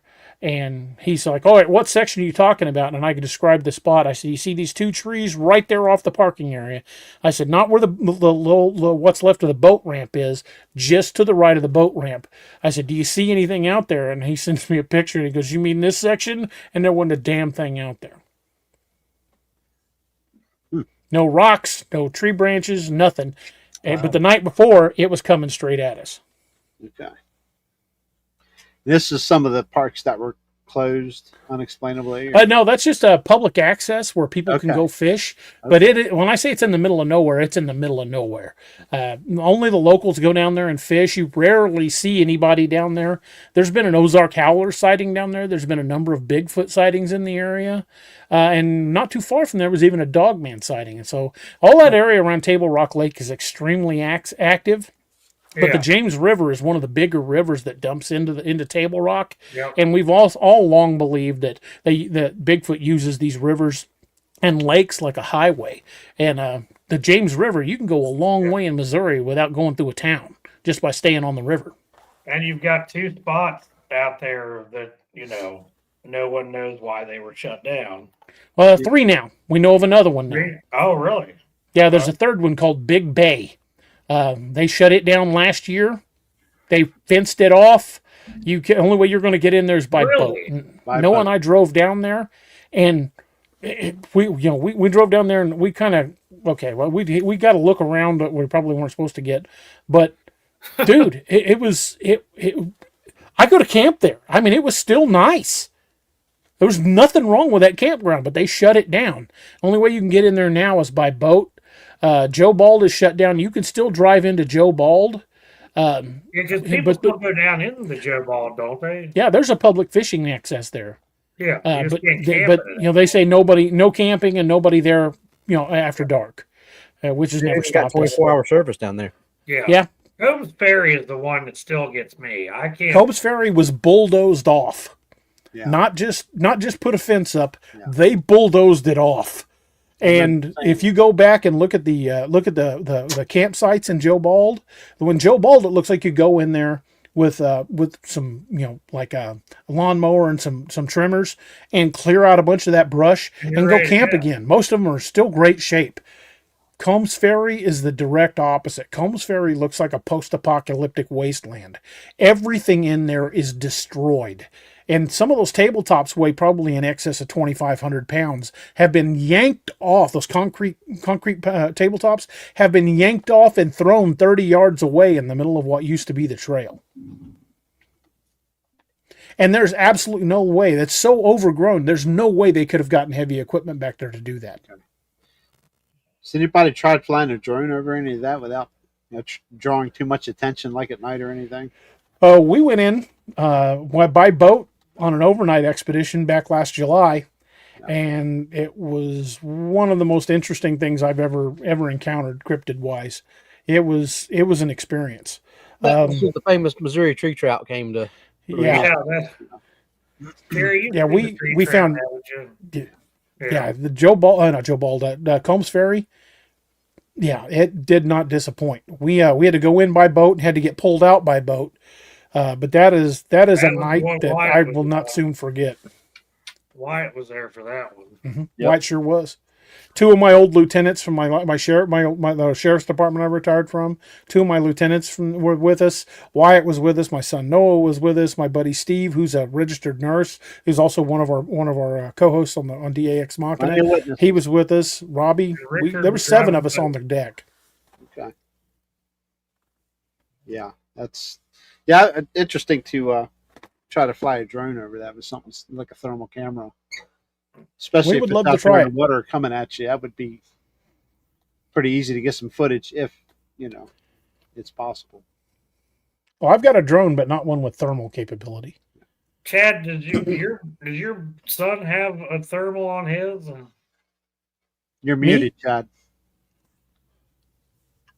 You're still muted. That's how he hunts the deer. When he'll do it. Yeah, when the hunter shoots the deer and can't find it, he sends the drone up and they'll find it with his thermal. Yeah, Chad's son actually tracks deer for people with drones in Ohio. He's got a drone business. That'd be badass to be able to get something like that into Combs Ferry. Yeah, I tell you, I when I first got my thermal, I'm like, I'm not going to hardly ever use this thing except for I'm Bigfoot, and I go out and look for deer that I can't track with it, and it hasn't failed me yet. So, and it's not even an expensive one. Yeah, Doc just got one. He just got one of the little thermal scopes, but That's what I got, a little binocular. yeah, it's pretty nice. He sent me and DA a picture of it. I think it was like 250 yards away. 250 or 300, something in that ballpark. Yeah, Mine will do that. Yeah, these are good. At least 250. Yeah, We got these. They're AGM. I forget the number. Micro They're a hell of a buy. TM160s. You had to And buy them. we got them used on that B&H photography B&H, yeah. for like less than $300. They work really good. Surprisingly. Yeah. I can't say good enough things about them. They're for The what night they vision. are, The night vision I got seems to be that's tough on your eyes, man. They're both. yeah, are night really- vision is tough on your eyes. That I night got vision. I've got a Psionics camera, which is not quite night vision, but it's still pretty good. And Noah and I were using that tonight. We went to Combs Ferry, and it just obliterates your night vision. I mean, you Yeah. pull away from that thing, and you're just like, Blinded. At least when I get off my thermal, I can readjust pretty quick. no, that's Psionics. It takes a good 3 or 4 minutes for your eyes to readjust. But it's amazing how it looks. I mean, DA will tell you. I let him look through it. Oh, I yeah, mean, it does a great job, but it'll wreck your night vision. yeah, you can see just like it's daytime with that thing, and it's I was great. playing with a night vision when we were up in Michaud a couple months ago when I met up with Bud and Angie, and you definitely need a few minutes to reacquaint yourself. There's a couple of apps that I have on my phone that I use when we go out into an area to research. They're free apps; anybody can get them. They're hunting apps, but they're both really good for like checking the area. One of them's called OnX Hunt, and the other is called Base Map. And like I said, they're free downloads. There are pay portions of it where you can get more detailed maps. But for just basically what I'm doing, the base GPS maps work great. But I was looking at, I think it was Base Map, the map of the area around Joe Bald, and it shows the presence of a road we can't find. Yeah, I remember you saying that. There's a road. I know exactly where it's pointing, but there's no road there. With the road cut off. Maybe. Or buried. Yeah, grown over. Well, there's stuff around here that doesn't show up on, like, I know stuff around here that doesn't show up on maps, but it's there. Unless you got a really good aerial map, you ain't going to see a lot of that stuff. Well, one thing we've noticed about these abandoned campgrounds, and it's not just Table Rock Lake we're finding them on. There's at least 2 on Lake of the Ozarks, and another one that we've recently found out about up on Truman Lake. And there's a lot of lakes, man-made lakes here in Missouri. We've noticed that some of these campgrounds are being closed by the Army Corps of Engineers without explanation. And the really wild part is when you go to those areas and check them out, they're all peninsulas. And every time we go out to one of these peninsulas, we run into something. We get some sort of weird activity, be it tracks, be it wood knocks, be it tree structures, Deer hides in the tree. Deer hides in the tree. Deer skulls in the road. Missouri tree trout. Yeah, we're finding all kinds of weird stuff, but they're always on peninsulas, and they've shut these campgrounds down that are on these peninsulas. And there's other campgrounds on Table Rock Lake that are still open that aren't on peninsulas. But the 3 that I know of that are on peninsulas are all 3 now shut down. And peninsulas are the perfect place to funnel game. Because if you're a predator, say you like wolves or even bear, and you're running deer, run them out onto a peninsula. Because the only way they've got to leave is to get in the water. And once they're in the water, they're easy to catch. So we think that the reason they've chose to shut down all of these campsites on peninsulas is because these things were using those peninsulas to hunt. What was that app you said? One's called OnX, ONX Hunt, and the other one is called Base Map. Okay, thank you. Hey, no problem. They're free apps, and I use them constantly. There's another one called iTrack that's a good one to have too. You just tell it what area you're in and scan the track, and it'll tell you what the track most likely is based on what's in your area. It's a great little app to have. Because especially there's a lot of times that people have sent me pictures like I got a Bigfoot a picture out of my garden, and I'll look at it and you see the structure of the foot and like, I'm sorry to burst your bubble, but that's a bear track. You can misidentify tracks pretty easily, especially bear tracks, because bear tracks can fool you. But that app really helps you identify tracks. And I've showed it a couple of tracks, and it's just like circle, like, yeah, I got nothing. Okay, I thank can't you. tell you how many times I've looked at double step bear traps or tracks. I'm sorry. Mm-hmm. Generally, the dead giveaway on those is the claw marks, and also on most Bigfoot tracks, they look similar to ours, whereas the big toe is up higher than the other toes. But on bear track, it's just the opposite. The longest toes are in the middle. Yeah, like Robbie says, a clue. Yeah, I always laugh every time I get the, hey, look at this Bigfoot print, and I'm looking down at it. I'm like, you mean the bear track? But not everybody's versed in identifying tracks, and I do appreciate it when people even if it's something I can say, okay, this is a bear track or this is what it is, but it means people are paying attention, and that's what you've got to do, because sometimes the most obvious evidence is right in plain sight, and people just don't think to look for it, or don't know what to look for, and will walk right by it. So sometimes the best evidence is right there. You just don't know what you're looking at. Yeah, I always pick the tracks apart when I look at them. And that one that I found last year that I've showed you guys before, in that dry ground, it's this far in. And when you can see that track length and then watch that trackway go up the ridge, there's no disputing what that was. Right. I mean, it's when you've got something that looks like it's putting as much weight down as something like the size of an Angus cow, and it's just going up through there. And I've seen tracks a good half-inch deep in soil. I could barely make an impression. Yeah, I couldn't make an impression in that. That stuff was pretty dry, and just rocky, sometimes that the soil's just so dense that a 250-pound dude just ain't gonna make a dent. And I don't know if I told you this, but that was the place I talked about the last time I was on the show with you guys, when I heard the snoring coming from across the trail. Well, this year, when I was asleep in the hammock in the same damn campsite, makes me wonder about that campsite. And I'll tell you why. We went there this year, and it doesn't look like anybody had touched that damn spot since we had been in there the year before. It was still set up like we had left it. All the firewood was still stacked right where we had left it, and you could see the saw marks from the same damn saw we brought with us this time. Everything was exactly the same. It was like no one ever stayed in that spot after we went there last year.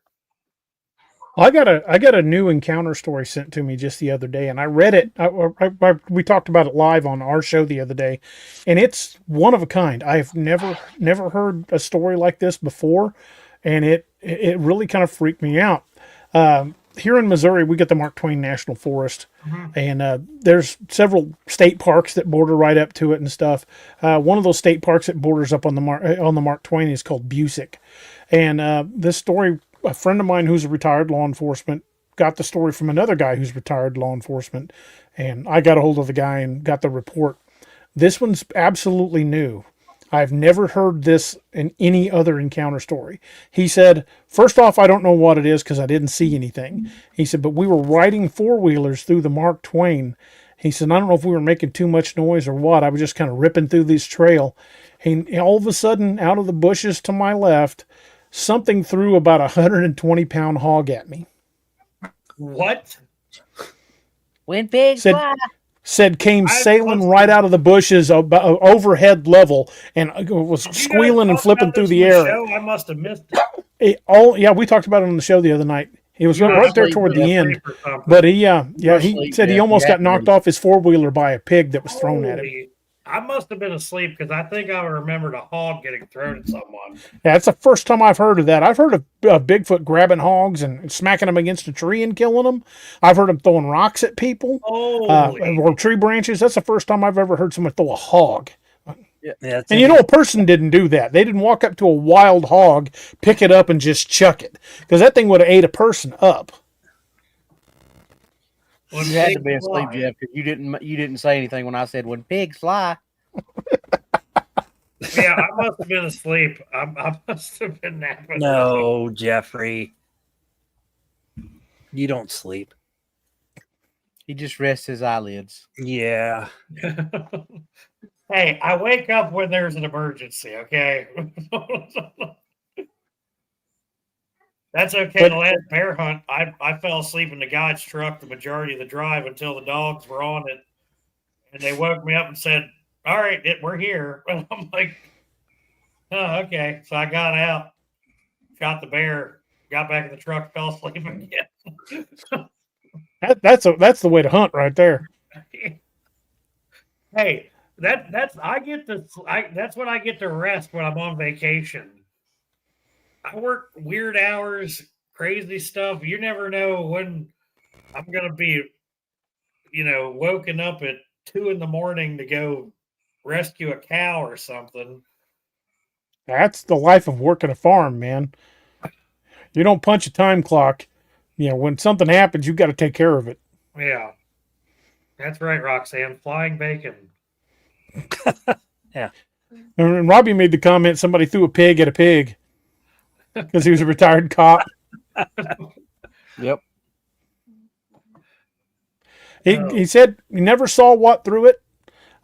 Said, but I guarantee you it had to be something with hands, because you don't just don't just run into an encounter where a pig throws itself at you. And he said it was above his head on the four-wheeler and came right at him. There's a pig on a trampoline. Knock him off of it, or No, he ducked under it. Said it almost hit him. I said, "What'd you do?" I said, basically, we just got the hell out of there. I don't know what's throwing pigs at me, but I don't want to be there to find out what it is." I'm just trying to imagine a pig flying towards me. That's what That'd be a butt puckering moment. Like, what the hell?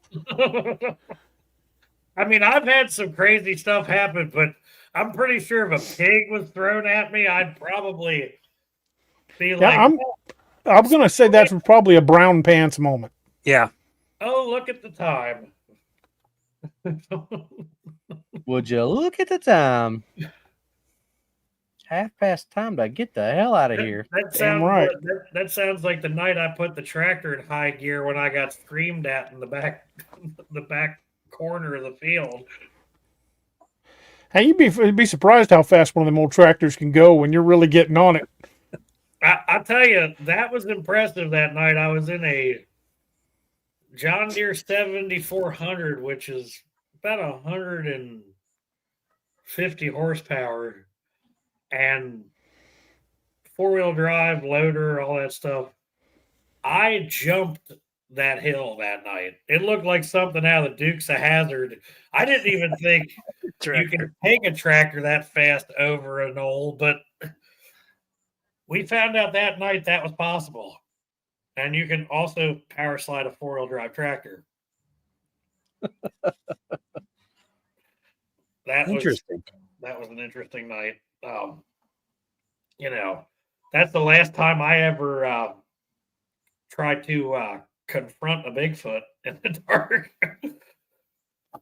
Because I thought it was a trespasser or something. The stupid things you do when you're a teenager. No, I don't know the stupid things. Never. Isn't it like that? Those little memes and stuff. So many dumb ways to die. Yeah, pretty much. that was the majority of my late teens, early 20s. Starring Jeffro. Yeah, pretty much. Hey, if I had had a GoPro strapped to me back in that era, Jeff would be dead. We would have had some golden content for. I'm just glad I did most of my stupid crap before the internet. Oh my god! Yeah. Yes. Yeah. 100%. 100%. I'm telling you, now that I look back on all the stuff that happened back then. There's a lot of things that I'm pretty sure was related to this that I just never. Because, like you were talking about the tongue pops, I used to hear that stuff back here all the time. One of the reasons I think it's tongue pops, and this is something Robbie and I and Noah and Doc and Steve kind of spontaneously came up with one night, is not only that because of the way it sounds. I mean, when you hear me out in the woods, you're going to know it. But a lot of times if you've ever gone out and done a tree knock with a bat or something, and you get an immediate response, does that mean Bigfoot's just out there walking around with a Louisville Slugger over his shoulder, waiting to tap back to somebody? Odds are really good. They're not. I mean, they're just walking around living their life, not walking around with a big Louisville ready to tap out some Morse code. And if you've ever picked up a tree branch off the ground in the woods and hit it against a tree, it's probably going to explode. They're mostly just rotten. You would have to pull a fresh one off a tree right then and there, and then start thwacking with it. And you're not always around a hardwood. You might be around pine, and that ain't going to do the trick. So we started thinking, maybe they do a lot of this with their mouth. And when I told the guys I could do that with my tongue, and when we all got together, I showed them. So we were already kind of leaning toward that. And then Robbie found a video from back, I think it was back in the 80s, of a blind kid that taught himself to ride a bicycle by clicking his tongue. He taught himself echolocation. And when we started looking at the missing 411 maps and how the clusters of missing 411 line up perfectly with the maps of known cave systems here in the United States, it made a lot of sense that they probably take a lot of time underground. They spend a lot of their time underground. That's why we're not seeing them as much as we would think. So if they're spending time underground and they don't have flashlights, how are they getting around in absolute darkness? Echolocation.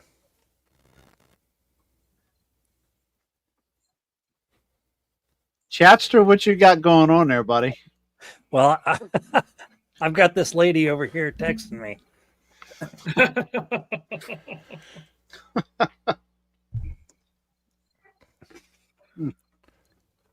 Yeah, the echolocation thing does make sense with a lot of stuff. Oh, definitely. We've got little caves and stuff up in here behind me, and where? Well, Missouri's riddled on the with ridge, Jerry. There's you don't have no caves back here. I've been all through there whole life. You want me to go leave you in one of them overnight? Because I know. I'm down, little man. Well, a U.S. Geological Survey. Calm down. The USGS is now saying that Mammoth Cave, the Mammoth Cave system, connects to a bigger cave system than we previously thought, and they believe the Mammoth Cave system, through its connections, now runs from Maine to southern New Mexico. Really? Jeez. Wow. And they say that we've explored 2% of it, if that. I believe that. One that wasn't there a story that Cam did where that woman was in the cavern? Mm-hmm. Got separated and got chased and emerged like 3 or 4 days later in Georgia. Yeah, where did she go? Like 7 days? In Tennessee. Yeah, she started in Tennessee, ended up in Georgia. When they got 3 days in, it was a USGS survey team. When they got 3 days into the cave, they started finding old camping equipment and backpacks. Wow. And bones. Well, it ain't humans going that deep because it takes a major excursion to go that deep in a cave. It's not like, going out into the Amazon where you can have supplies airdropped in. The only thing you've got is what you can carry. You gotta go in, set up a first camp, Mm-hmm. And then you gotta supply that camp and then branch out supply from that, there. and then go in further, get more supplies into that one, Right. and then you got to push in, and then push more supplies to that place. And you've got to have a team that's resupplying the first camp, and then when you establish the second, you've got to have a team that's ferrying supplies to that camp. Yeah, So you're limited on how far you can go. You got to start a camp, then you got to resupply the camp, then you got to have somebody resupplying that camp while you're resupplying the other camp. Mm-hmm. So it's just I don't know how they would. So 3 days in, why would there be camping equipment and backpacks? Yeah.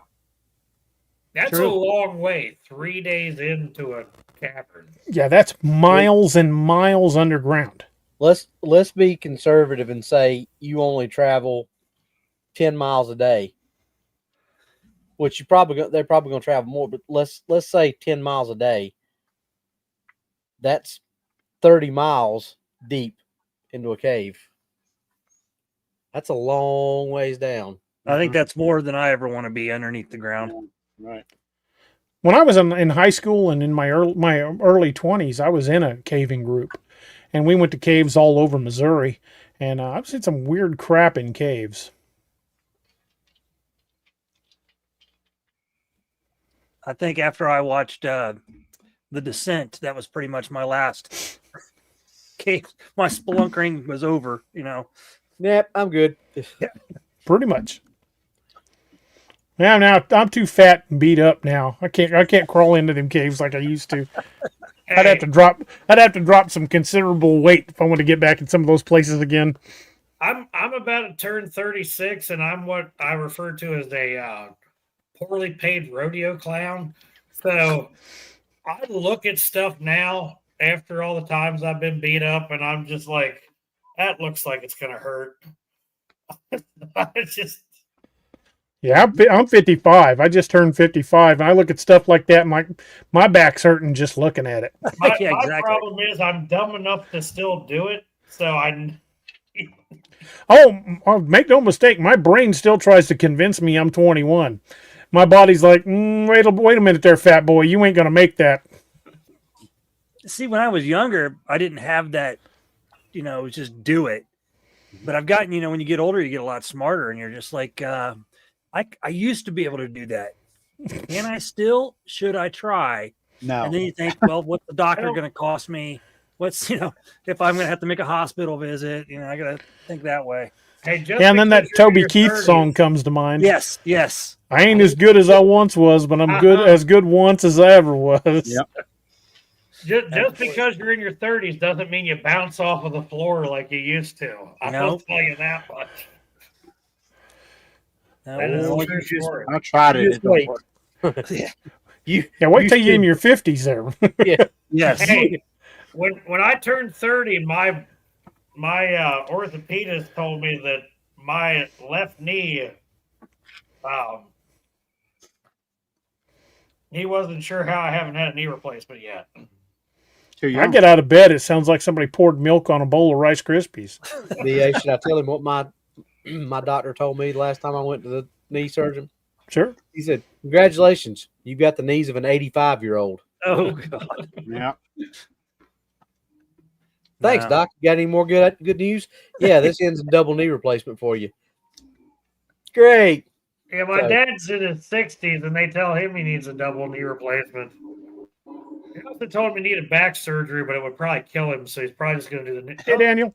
There's Daniel. And Yep. Daniel's What's up, going man? to on you guys tomorrow. Sure is. Looking And forward to it. I'm going to be on his show Friday. Oh, it's awesome. We had Daniel on a couple weeks ago, and that was awesome. He wants me to get on soon. I got to get with him about that. How's he going to keep Paul you? Pachura says, "What's the best LiDAR app for Squatch footprints?" I don't know. I've experimented with a couple of them and haven't necessarily liked the results. Haven't really found one I really like yet. But there are several out there. Some of them you have to pay for. Some of them are kind of free. They're one of those, in-app purchases kind of things. But just find one that works well. And even if you got to pay a little bit for it, because it's probably best if you buy the app because usually the free ones are dubious at best. Mm-hmm. Old saying, "What you get, what you pay for." And that's what's called what, freemium. Yeah, Premium. You get part of it for free, but if you really want to use it, you got to pay for this part. Right. Freemium, it's free-ish. free light. It works great up until the time you need an answer, and then it's like, oh, if you want the answer, it's 99 cents. Want to get rid of these annoying ads? Then pay $4.99. That's right. You can't use the app the way you're supposed to, but at least you can get rid of the ads.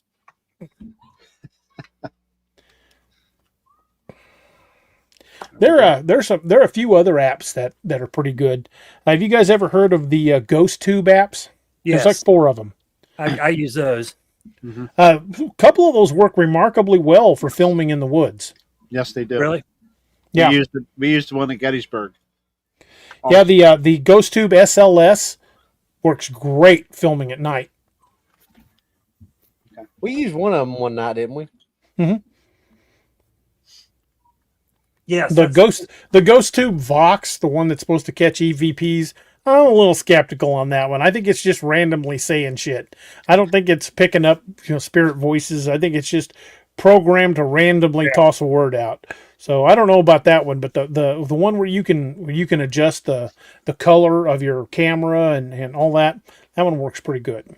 Yeah, that goes to. She had one downloaded on her cell phone, and she had it on all through different areas of Gettysburg, and that thing went berserk a few times, man. It's amazing. DA doesn't. Doc does the EMF stuff, doesn't he? Yeah. Yeah. We gotta get him on one night, Jerry. Talk about some of his ghost encounters because Doc's had some. He's had some pretty good stuff, hasn't he, DA? Oh yeah. He got accosted by a female ghost in the Birdcage Theater. He hoped did. it was a female ghost. Does not know for sure. He hopes it was a female He ghost. hopes it was a female ghost. Well, Hopefully for him. Being a fellow short fella, I'm hoping it was a female ghost. maybe it was a female ghost. You know what I mean? Non-binary ghost. Yeah, 9 by. Here, let me. This is with Ghost Tube SLS, and that's just the green filter. Okay, I haven't used the. I've got the SLS, the Vox, the Seer. Yeah, I've got all. There's 4 of them out. I've got all 4 of them. Yeah, me too.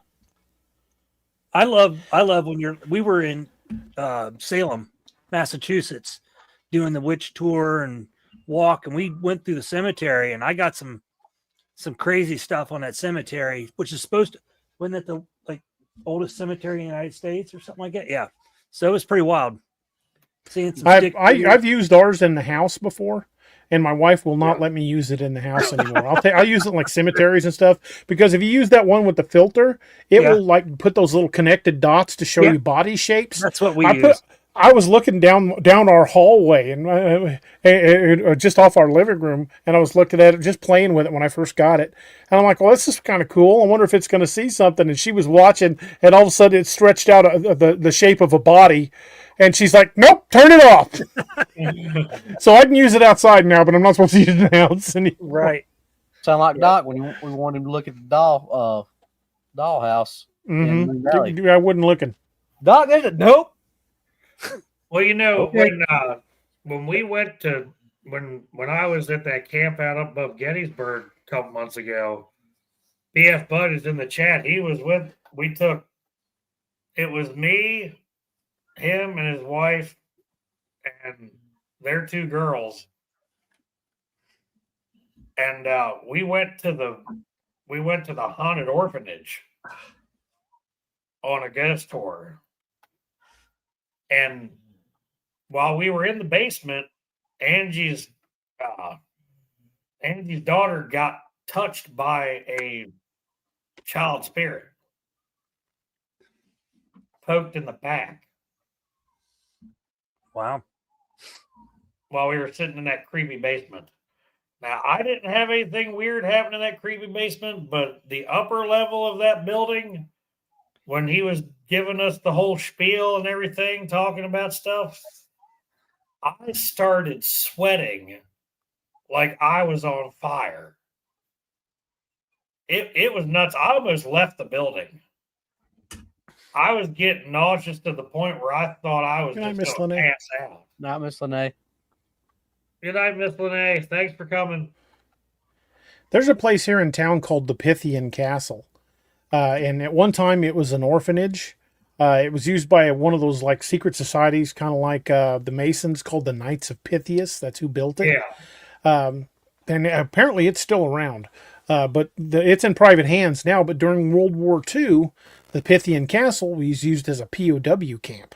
They had both Japanese and German prisoners there. And a guy I know did a ghost hunt there, and he was recording EVPs in the basement. And he called me. He said, "I've got one." He says, "It's really garbled, but it doesn't even sound like he's speaking English." So he played it for me, and I listened to it. And I'm like, "Oh, let me put it with headphones." So I put the headphones in, turned the volume all the way up, and I heard a voice in German say, "Get out. Raus mit du." I think it could have said "I love you" in German, and I still would have gotten out. Like, it's time to go. Any German scares me. Well, yeah, German just sounds terrifying. I mean, like, take the word Schmetterling. Yeah. That sounds horrifying. It just means butterfly. Yeah. Or ambulance, Krankenwagen. German's a terrifying language. It It is. really is. Or German torque. Good and tight. Yeah. You know, I've listened to when Ghost Hunters did a tour of Fort McHenry, which is over here in Maryland, probably at least 10 years ago. They had some creepy stuff coming out of the buildings at Fort McHenry, and I'm like, whoa. Well, you know, when they were filming the movie Gettysburg, the director, when they were filming lining up for one of the battle scenes, the director yells over his shoulder to one of his assistants. He said, somebody get on the radio and tell that unit at the far end past the cannons to back up. They're out of line." Uh-huh. And the assistant goes, "We don't have a unit down there." Mm-hmm. That's wild. Yeah. Well, that's where Bud and I were camped right outside of that this couple months ago. And I live within with an hour and 30 minutes I can be in Gettysburg. And that I tell you some stories about that place. Actually, since we're here and it's the 50th episode, I will tell you the craziest story I've ever heard out of there. Have you ever heard of some guy giving a Confederate cavalry officer a ride in his Ford Excursion? Because that is where we are about to go. The guy delivers hay for me. Yeah, DA hasn't heard this one, I don't think. No, he hasn't. I'm No, sure. I have not. Yes, she has. I don't know. I'm just going, Jeff. I'm only picking. Okay. All right, Jerry.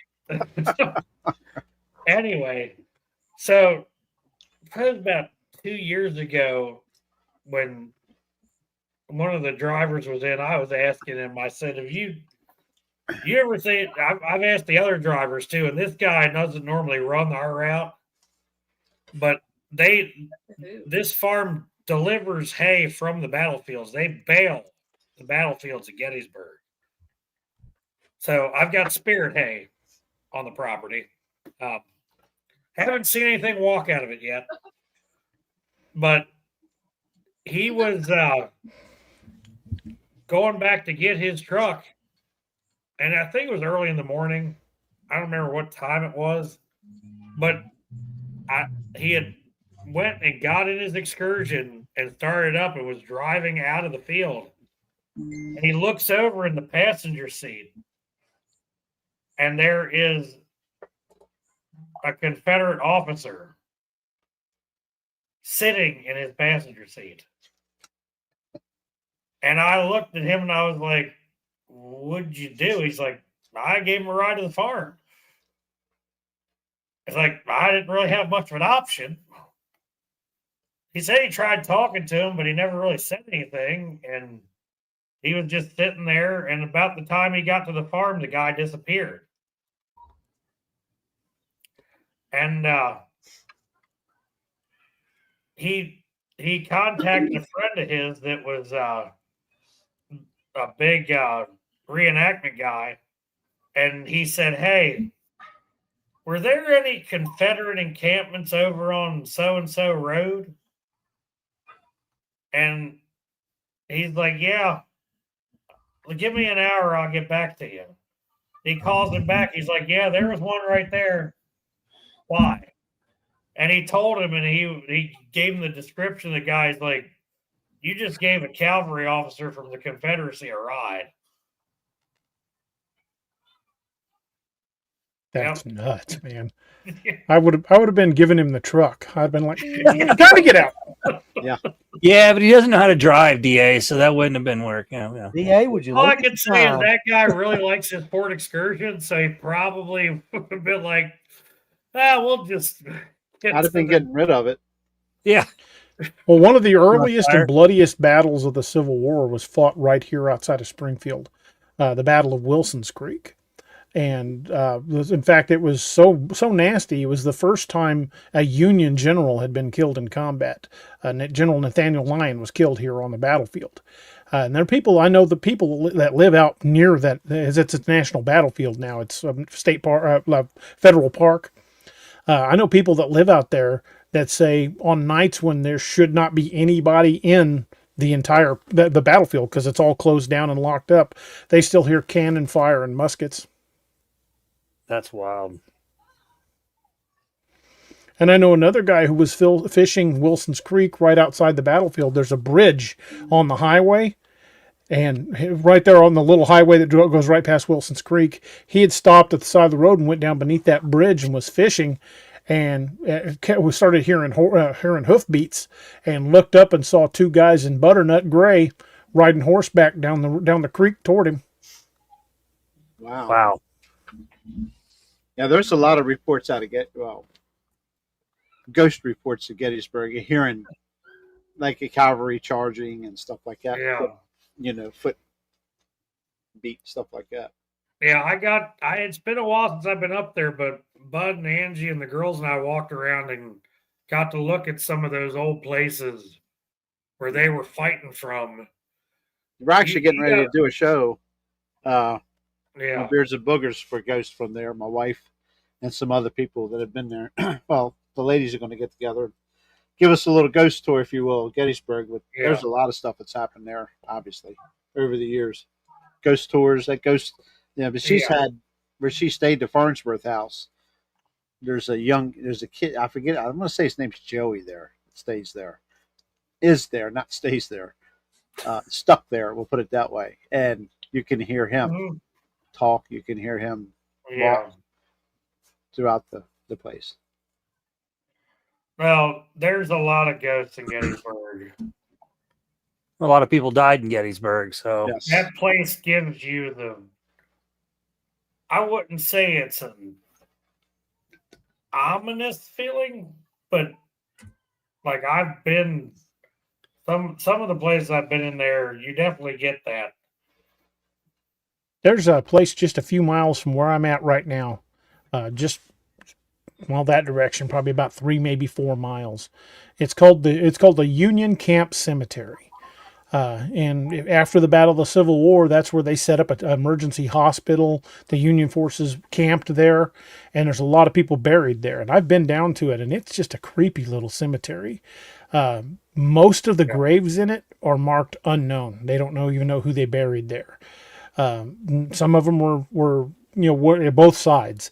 But one of the first things that strikes you about that cemetery is just like the overwhelming sense of sorrow. I mean, it's just very almost, it just feels sad being there. And then see all the graves with no names on them. And we were down there filming, me, my son, and my adopted son, Connor. I call him my adopted son. He was my son's best friend, and they've been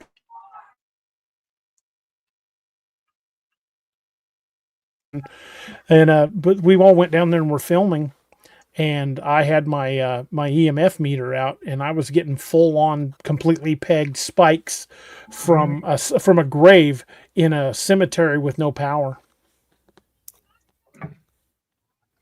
Wow. There's no electricity ran down there at all. I think I'm It's going to be adding just an in the EMF woods. detector to my collection. I've got one. I don't use it very often, but I got a big hit that night in that night in that cemetery. I need some And- EMF detectors, and I need a night vision because I got the thermal, I got my parabolic, got the Yeah, I got a recorder. good parabolic. I I'll got to tell get me you, a thermal. people- I had one, but it exploded at Joe Bald. I'd put brand new batteries in it. When we got to Joe Bald, we'd left the house, put brand new batteries in it. We drove to Joe Bald. I went to turn it on. It came on and immediately went out. And I'm like, what the hell's wrong with this thing? So I opened the pack up, and the batteries had exploded in it.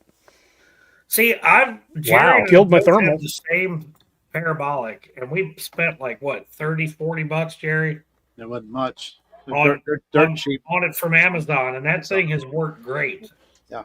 And it's actually supposedly for bird watchers. You know, it's got the little viewfinder, but I've never used that stupid No. thing. I just You use can tie it into an audio recorder yeah. with a And splitter. you could set it up to record constantly if you want to.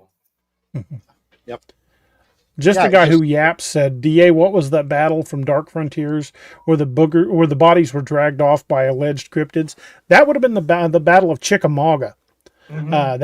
That's in Georgia, isn't it, Robbie? Yeah. Yep. Battle of Chickamauga. Green There are eyes. reports from both northern and southern officers in their journals of large hairy creatures coming out on the battlefield and dragging off the wounded and the dead. That was old Green Eyes. Yep, they refer to it as Old Green Eyes, Nice. To eat? and it's supposedly still seen Yeah. today. To eat.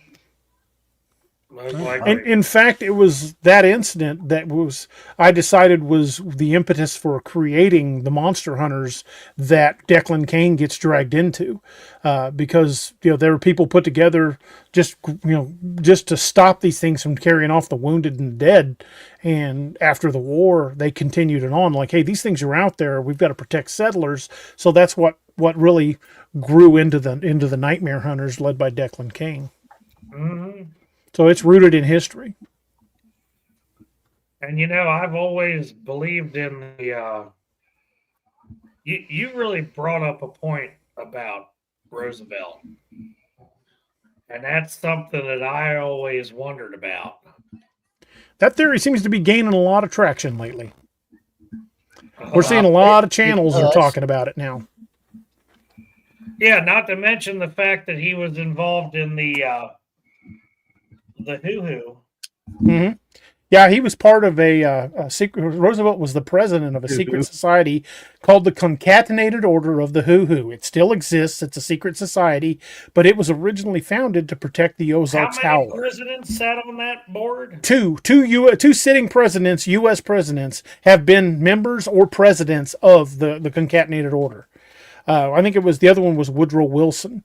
But Teddy Roosevelt had never heard of the Ozarks Howler until he led his men up San Juan Hill. One of his men was from Arkansas and told him stories about it, and Roosevelt went back to Arkansas with him after the war and wanted to see it for himself. And he became such a believer that not only did he join that order, he also set aside the Ozark National Forest specifically as a habitat for the Ozarks Howler, amongst other things. amongst other things. Yeah. Well, you hear about- Here's a crazy one for you. One of the guys who rode with Teddy Roosevelt, you know your Wild Hunt, don't you, there, Jeff?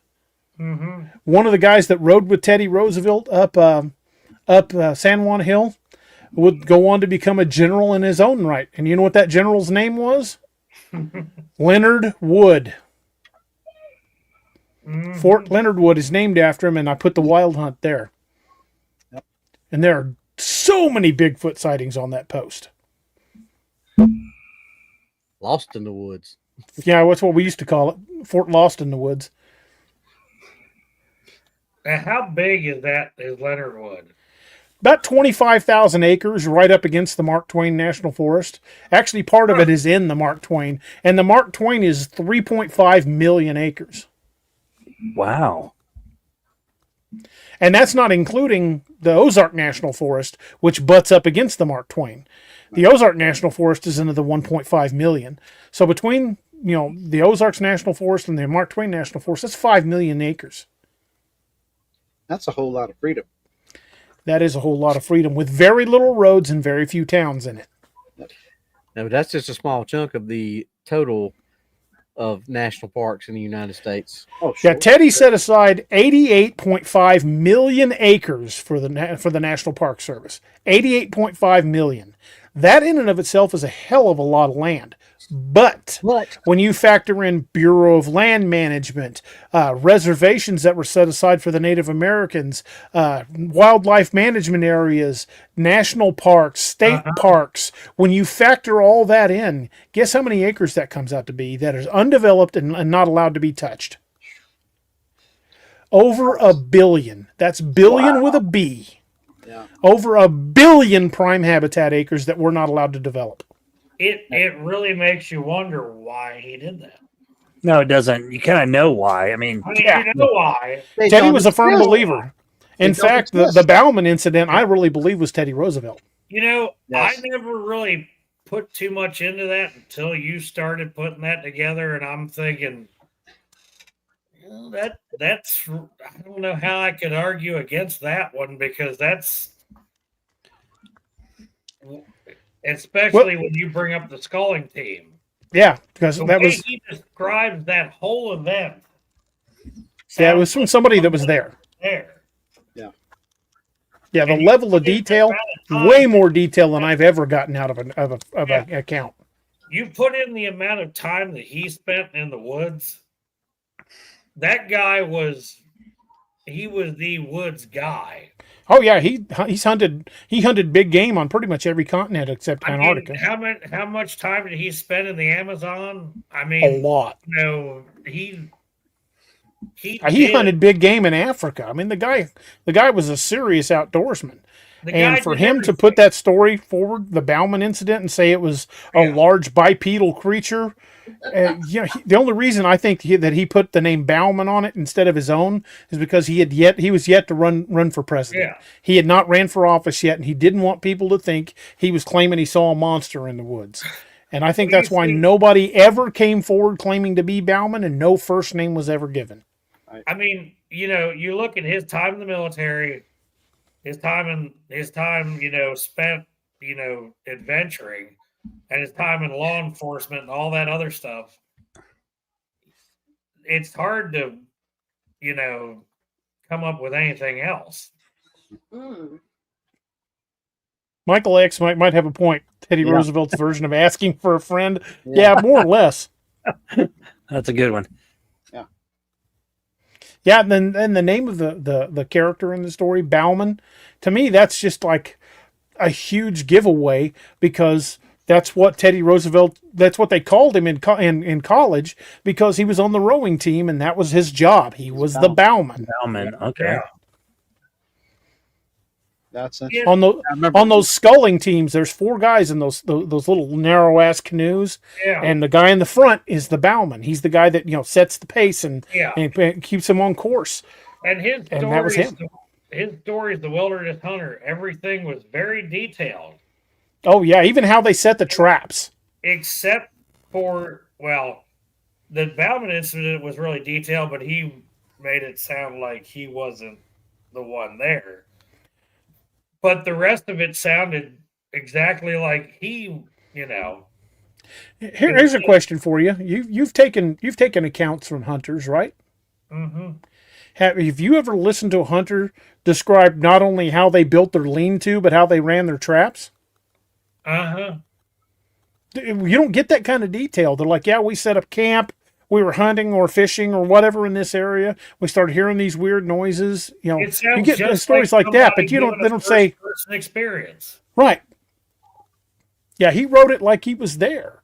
And to me, as a writer, I can tell you've really got to pull some research to put that much detail in a story.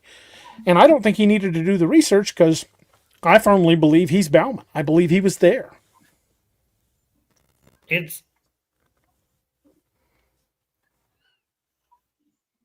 And Teddy's family, Teddy comes from money. And in the Yeah. Bauman incident, it says that when he found his partner dead, he left everything behind and ran. That was a small fortune in trapping equipment back in those days. For somebody to just leave that much behind, that would break somebody. I mean, like bankrupt them. There'd be no way they would financially recover from that because they made their living off of those tools. And to just leave it all and run, that had to be somebody that just didn't give a shit because they knew they could replace it. Right. Yeah. Well, this is also the same guy that when he got older and was living in what was that? Where was it he retired to in his older years? Off the top of my head, I can't think It of was it. I New know what York you're talking about. somewhere, wasn't it? Mm-hmm. And he had the press 30-30 for shooting groundhogs in his backyard. Well, we're talking about the same guy who went to deliver a political speech, got shot, Yeah. and finished the speech before he went to the hospital. While holding the book that he got shot with. Yeah. Yeah. the book. He had his speech in his pocket, and they took a shot at him, and it punched through the speech and went like 2 inches into his chest. And he went on with the speech. Wow. That dude was a beast. Yes. What was it they referred to him as, the bull moose? Or Yeah, the bull moose, the bull of the woods. yeah. That was Dusty. Dusty was the bull of the woods. Dusty Road. Fight. Yep. That's right, Art. And I tell you, anybody that could get shot through a book 2 inches into their chest and still go make the speech, that was before the snowflakes showed up. Yeah, they don't make them like Teddy Roosevelt anymore. No, they just don't make them like that. That is the definition. But it does remind me of someone else who got shot and went on. That's Word. the definition of a man right there. Yeah. And I can tell you from personal experience, it's not easy to shake off something like that. You know, part of it is mental too, shaking off the fact that I just nearly died, and to have the stones to just finish the speech. Or the fact that somebody hates you enough to shoot you. That's a tough one too. Well, that to me, that's just the ultimate FU. He's like, oh yeah, you tried to kill me. Well, I'm going to finish the speech. So Yeah. And Roosevelt was built differently. oh yeah, he was a man's man. He was. There were a lot of man's man back then, you know? He Yeah. was also the guy that I don't know if everybody heard the story about the folding shotgun, but he got introduced to there was a guy that was selling one for like experimental purposes. He was trying to sell to the company, and he walked into Roosevelt's office with one of these I can't remember what the brand was called, but it was for compact use. And he unfolded it in the middle of Roosevelt's office and fired a bunch of blanks into the ceiling. And Roosevelt ordered 200 of them that day for the New York Police Department.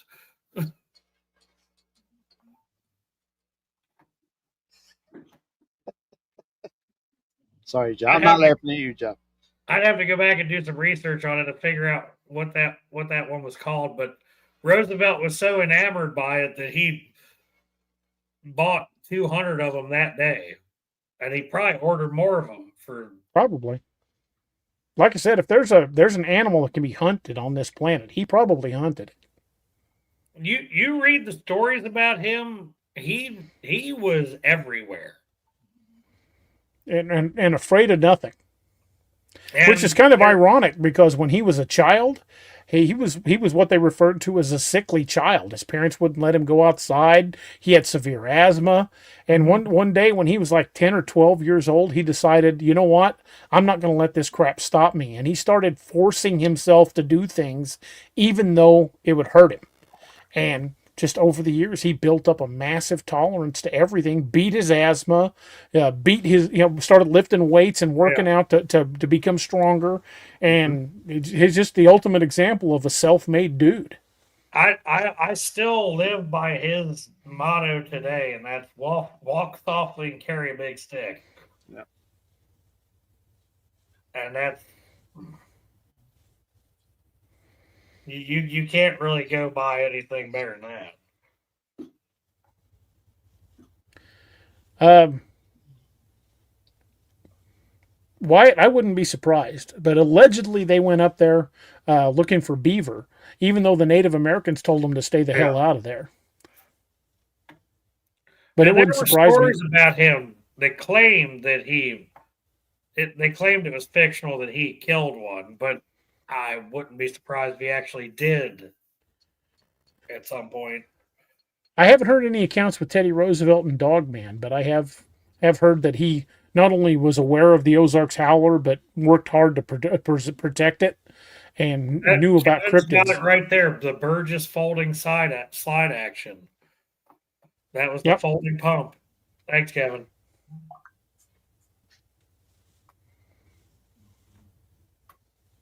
Just the guy who yaps, DA. Have you heard any accounts or references to him and Dogman and werewolves? Not that I recall. I don't remember anything about him with a werewolf or a Dogman. But if it's out there, I'm sure he either ran into it or heard about it.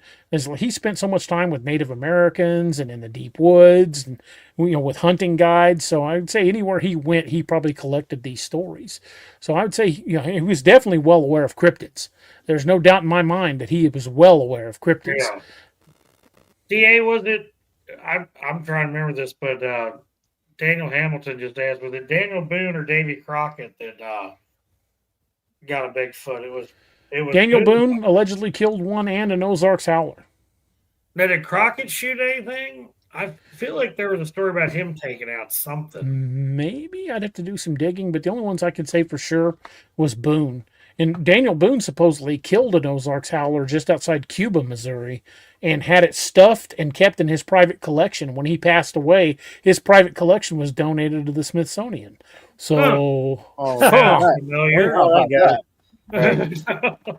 People were like, "What happened to the howler?" The Smithsonian's like, "We never got it." Yeah, bullshit. How many archaeological findings did the Smithsonian lose? Lots of times. The giant skeletons from Lovelock Cave, those were on public display in Lovelock, Nevada, and they still have pictures of them. And when the Smithsonian said, "Hey, we'd like to take those to study," the museum in Lovelock still has the receipt that was signed by the representative of the Smithsonian to take the skeletons to study. Smithsonian swears it never happened. Who, us? No, we never could. No. That was a Smithsonian. That's not us. Yeah, it was the other Smithsonian. It was the English Smithsonian. Yeah, the Smithsonian. We did a show a couple weeks ago with Lauren Smith from Night Callers, and she was telling us that she actually talked to a guy that encountered that Kandahar giant. Yeah. And that guy was messed up from that encounter too. I thought you about to start talking about a fishing show, Jeff. You're talking about the night crawlers. I gotta say night callers. Night crawlers. People call it night crawlers. But she was telling us about that, and she said that guy was really screwed up from it. Yeah, it doesn't surprise me. Because I think some people got killed on that op, and it was, that was Afghanistan, wasn't it? Mm-hmm. According to the stories, numerous people were killed, including an entire fire team that was wiped out before Special Forces even got involved. Yeah. And that whole area of Middle East, there's a lot of stuff that goes on there that we don't know about, that we're not going to know about. Well, they refer to Bigfoot in that area. They call it the Barmanu. Yeah, the Barmanu. So there's plenty of stories in that area of Bigfoot-like creatures. They refer to them as the Barmanu. Yeah. Wow. And it's funny that no matter where you go on on this planet, every civilization, every culture, every continent, except for Antarctica, because there's no indigenous people to Antarctica. There's no But stories in Hawaii either. there are little people stories in Little Hawaii that people, are like but Bigfoot. not Sasquatch. Right. But on every major continent, there's stories of a Bigfoot-like creature, whether it's known as the Yowie, the Yeren, the Alma, the Almasti. There's a million names for them, but they all describe a very similar creature. I'm starting to wonder about the little people stuff more than I used to now. I've only talked to like 2 people that had a little people story, so I don't hear about them that much. It's not that I doubt their existence, because I believe there's, every legend's got some basis in reality. I've just never had any experience with the little people, unless that's what's messing with that doll village out by Moon Valley, because they say you can drive by it at night, the doll village, because it sits in the woods just off the road, no houses around it. It's this little doll village, and you drive by it, and they say if you drive by it at night, then come back by, things will have moved. But you have to be going slower than mock Jesus. Yeah, because when we pointed it out to Doc, he just basically saw that as an excuse to put the pedal to the metal and not look over. He's like, nope. He wouldn't even look. Well, That's creepy. There's so many types of humans, as far as Americans, Germans, Japanese. So there's no doubt in my mind that there's so many types of cryptids. And look at those skeletons they found in the Philippines, what they call the hobbits. They're basically essentially what they're describing as little Bigfoot like creatures. They're just small and hairy. So we found fossil records. We know they existed at one point. There's not really a big stretch to think they still do. Why do you think? Because this is in my neck of the woods here. Why do you think the government hides all these? What are they getting out of hiding all this? I think part of it is the money they make from the National Park Service and stuff. But also, if they are willing to admit there is another intelligent, upright bipedal species that we would have to share this continent with, they're not going to want to do it. Not to mention it changes the narrative. It changes the narrative completely, and the stories we've been spoon-fed since we were kids going to school may not be even remotely accurate. And think about it this way too, like DA said, money-wise, not just from the outdoor and camping industry. But think about when this brown spotted tree frog or whatever is endangered. Think about how many billions of dollars like lumber or the timber industry, places like that lose. What would happen to it if they admitted something like that was almost almost universally agreed that it's a sentient or as close to sentient of a being as you can find besides us was out there, and land was getting destroyed by timber industries? I mean, think about the billions and billions and billions of dollars that would cost all these big highfalutin people. Yeah. Well, they want us to believe that the North American continent was just wild and savage and unsettled until we settled it and started pushing west. When the fact of the matter is that even Lewis and Clark documented entire civilizations that we've basically wiped out, because that would interfere with the manifest destiny for us to go from the East Coast to the West Coast. But there were other civilizations already here. Look at the Cahokia Mountains in Illinois. That was a Mississippian Native American society that spanned most of the Midwest. And, the cities with, thousands and thousands of people with working agriculture, written language. But they don't want to admit that kind of stuff, that stuff existed, because they want the natives were, and I don't I don't want anybody to take this the wrong way because I don't think of it. I think this way, but they want the quote unquote ignorant savage myth to exist because it doesn't. You know, the Native Americans had a lot of our modern medicines now come from Native American cures, but they want us to basically just erase everything that happened before we were here, so they can justify everything they've done. Yep, I agree with that. Jeff, did you get some coffee? I had to take a little boy's room break. I've got Mountain Dew and Yeah. Mountain Dew, all right. No. Yeah. Yes, the original Mountain Dew. That's right.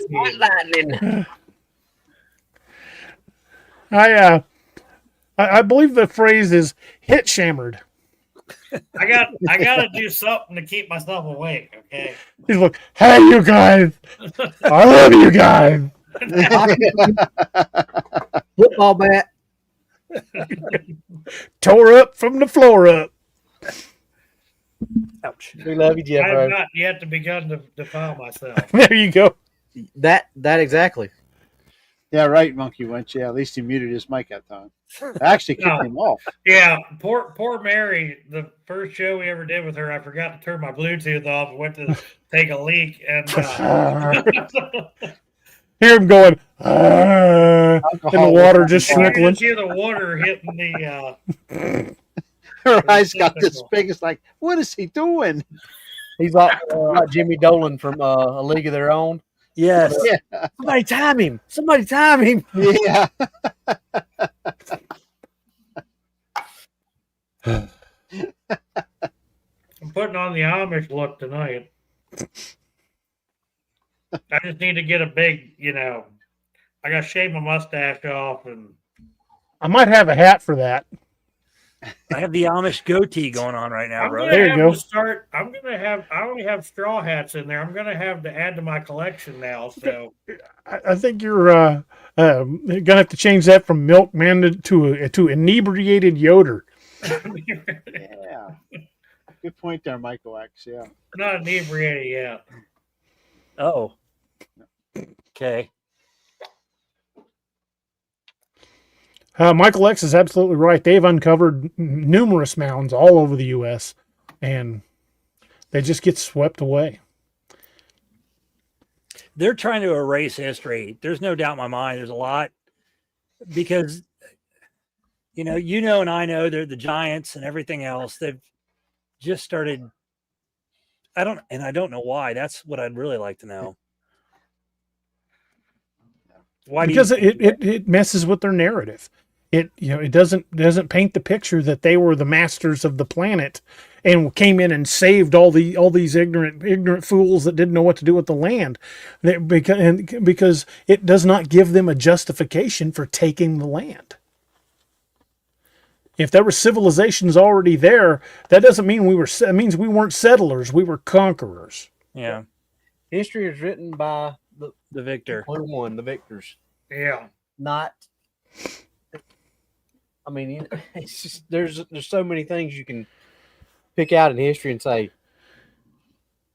that don't sound right. And there's a reason it don't sound right. Yeah, there's a lot of liberties they've taken with history. You Stuff that they definitely now don't teach think differently it's than they did when I was a kid.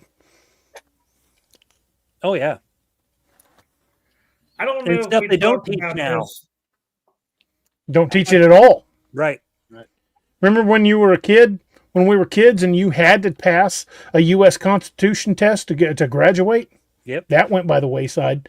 It's easier to take away your rights if you don't know what they are. That's true. Well, Very you true. think about how much stuff has changed since, I remember like when I was, I'm about to turn 36 now. I know that sounds young, but Are you stuff sure that- you remember? there was stuff that we were still doing that everybody before my age group was still doing. And now things have changed to the point where none of it's the same. I mean, I remember when I was a kid, we still had to watch the bottom of the screen to see if we were going to be out of school or not. You know, the old Looking at the school cancellations like the NBA Yeah. draft. Come on. Yeah, Even in my 30s, I Exactly. remember the school cancellation list at the bottom of the screen. And you And- wanted it the night before instead of the morning because you could sleep in if you knew the night before. Yeah. Yep. You had to Dude, wait. I was in the Army when you were born. Hey, my girlfriend is 47 and she still makes fun of me because she's like, "What year did you graduate high school?" And I told her, she's like, "I was getting my bachelor's or whatever in something." when did you graduate? I graduated in 07. 07? Yeah, 07? I 88. was married When 11 I years. had my mock Jesus encounter with Bigfoot. So Yeah, I was already married 11 years. Yeah. I've been married for, in 07, I'd been married for 14 years. well, I had I was two al- kids. I was and al- the funny Was thing already- is, was already a Yeah. canine handler on the road.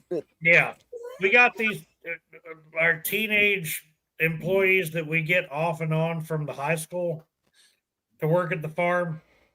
I'm like, Somebody's when get were you? How old are you guys? They're like, we were born in 07. I'm like, you guys were born the year I graduated high school. In fact, I was almost on my What way. year to were my you birthday. born, Jeff? 89. I'm what's considered an elder millennial. You were born the year my wife graduated high school, and she's younger than me. Well, you guys will like this. So I was talking to Greg House about this. I was actually born in July in 89. And you know what famous rodeo rider was killed in 89 in Wyoming? Lane Frost. Lane Frost. Yep. 1980, July in 89. I was born the same month. I was July 6th. I don't remember Sparkle, sparkle, little twink. what Who the day hell he you am, I passed, think? but I was I'm not as born think the as some same month. drunkle peep I am. After all, I've only had T Martinis. Yeah. But the drunker I sit here, the longer I get. Cabbage Patch dolls. Oh, my Lord. It's just a weird coincidence I was born the same month. Jeff, you are officially high enough to hunt ducks with a rake. I am not. I just sound like this.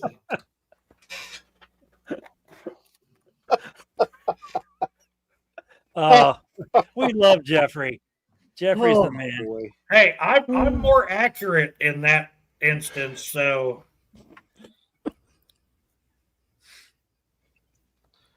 You sure about that? Oh, Robbie, how old are you? Jerry, you want to take an accuracy? Bobby's comparison? a kid, too. He's a youngin'. I don't think 51's young. If you Oh, want okay. to call that young, that's up to you. But I don't call 50. To me, 51's young, yeah. Yeah, I'll say the same thing. 51. Yeah. Well, it's And funny because And plus, as DA says, it ain't the year, it's the mileage. And I exactly. guarantee I've got a lot more mileage than it's all off-road busted I mileage. can tell you one thing. I got more off-road mileage than most people in their 30s. I will tell you that much. I've got. It's because of that Lane Frost connection. It's just because I've worked dairy cattle since I was knee high to a grasshopper. You know how many times I got You're drunk still, off- you're still knee high to a grasshopper. What are you talking about?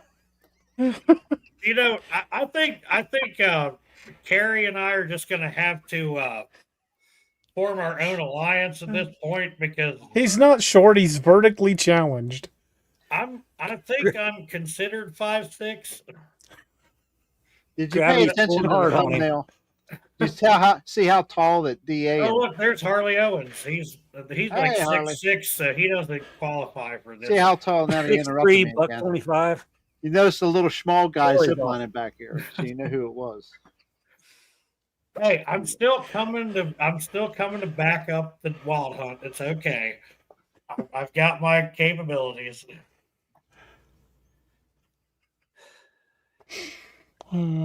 You're gonna have to like write a gnome into the storyline or something, Da.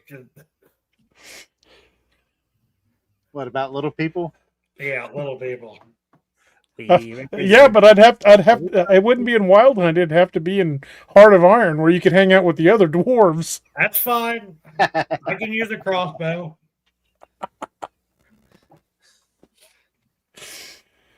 Well, it's funny because I'm thinking back to some of Heath Stallcup books about the yeah.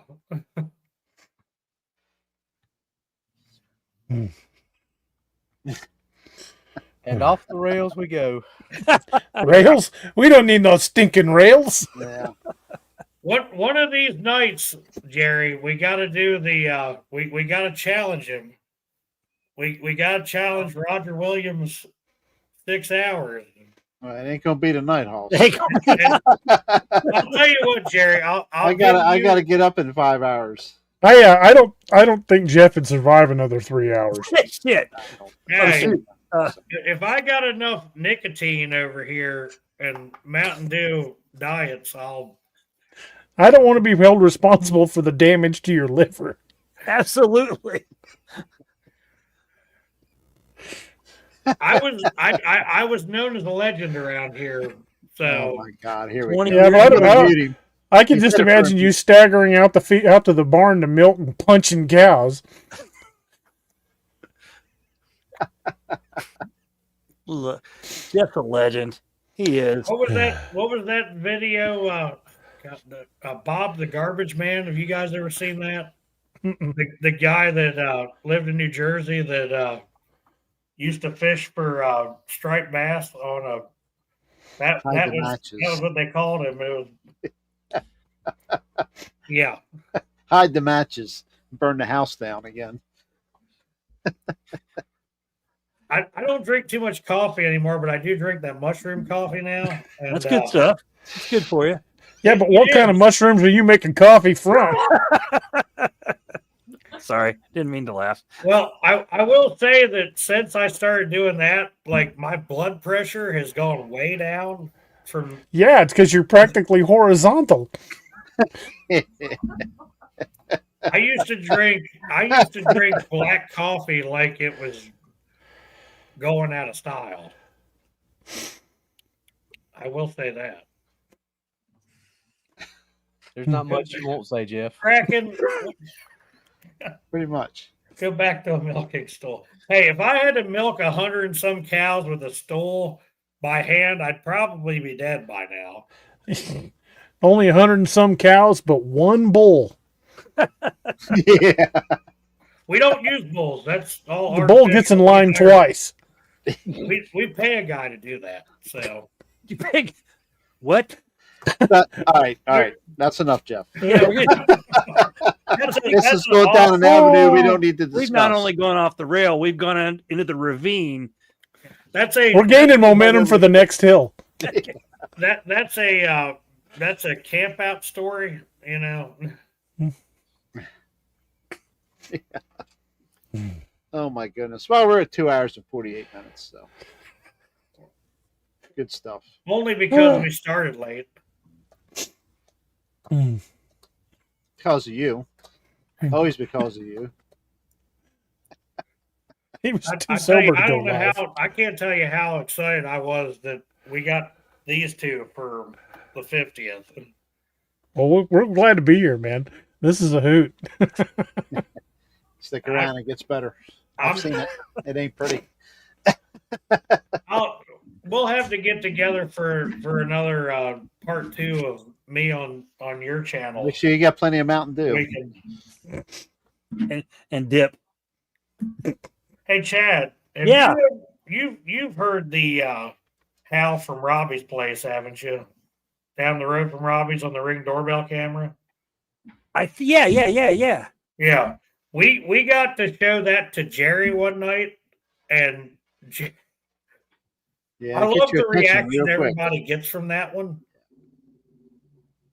And you know something, DA? My dogs still do not pay attention to that sound whatsoever because I think they've heard it so many times here that they're Some animals just absolutely flip out. My dog leaves the room. If I play that on my speakers, my dog just gets up and leaves. My dogs have heard it, so I think they're used to it at this point, and they just don't, react to it at all. Now, my old lab, who's like mostly deaf, she smells something back there when we're out in the dark. Okay. She goes nuts. Okay, we're gonna play it, Jeff. Hold on. Yeah, Somebody okay. wants to hear that. Roxanne wants to hear that.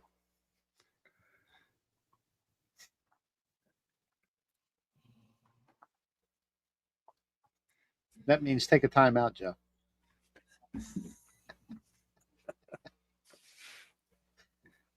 Get prepared, Chad. I'm ready. Probably should put some headphones on. I really want to hear it with headphones on. It's No, Mary, I don't do a special call at night for the cows. I just rattle the feed bucket. Jeff, have you ever woken up in a pasture naked with the cows? I've never woken up in a Yeah, but pasture, only once. But I've woken up at the fire pit where we used to have all our parties at with third-degree burns on my leg. third degree.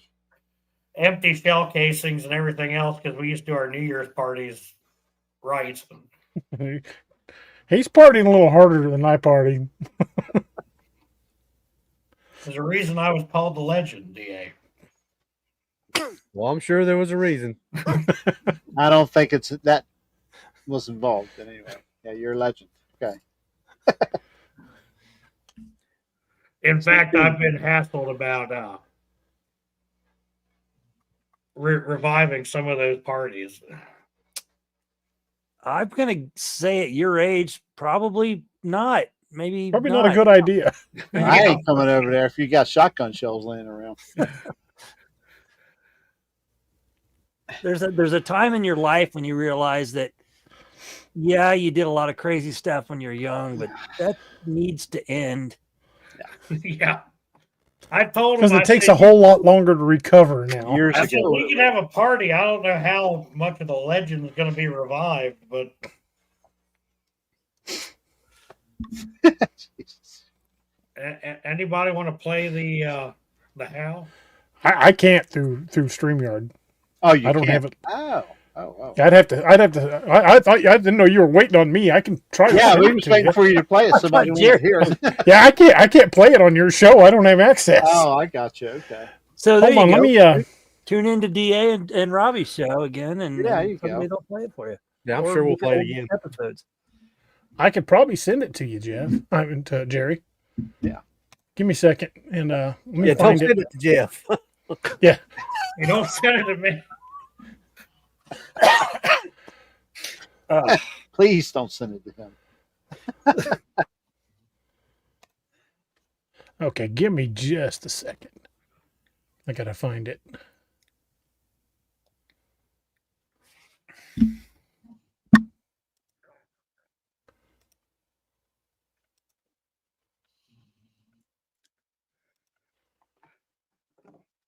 Gotta find the file, so bear with me just a Hey, minute. look, I haven't yawned. I haven't done anything yet. Oh, you have. You just don't know it. And we love you, though. Nope, that's.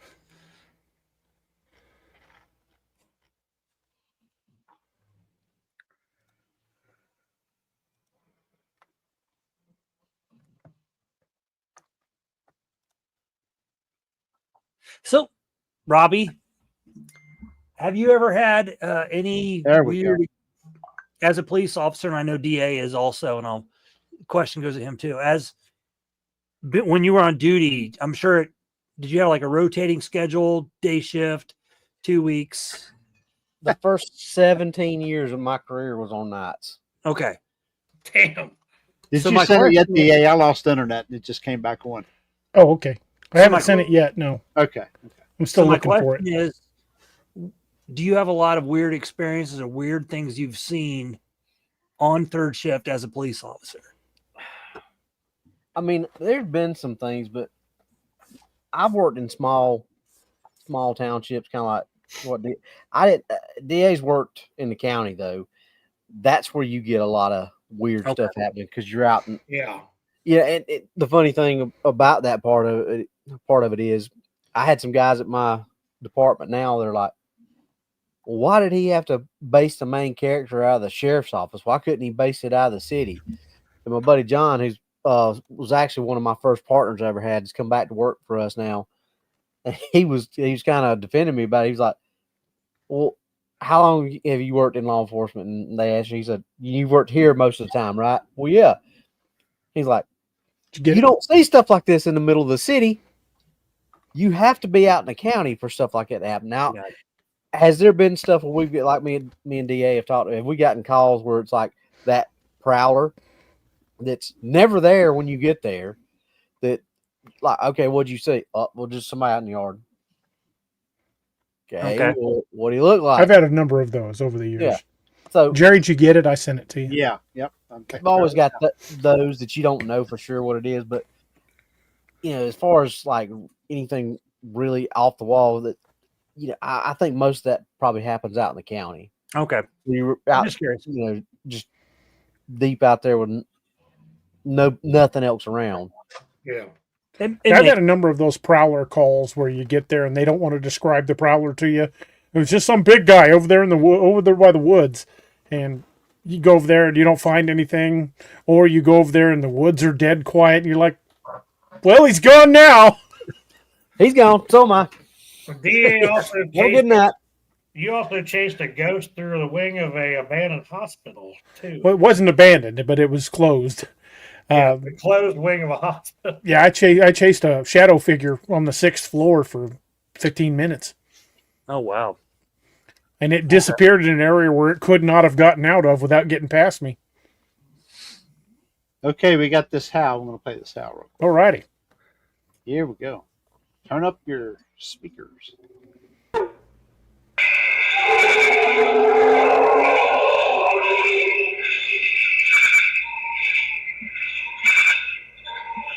Oh.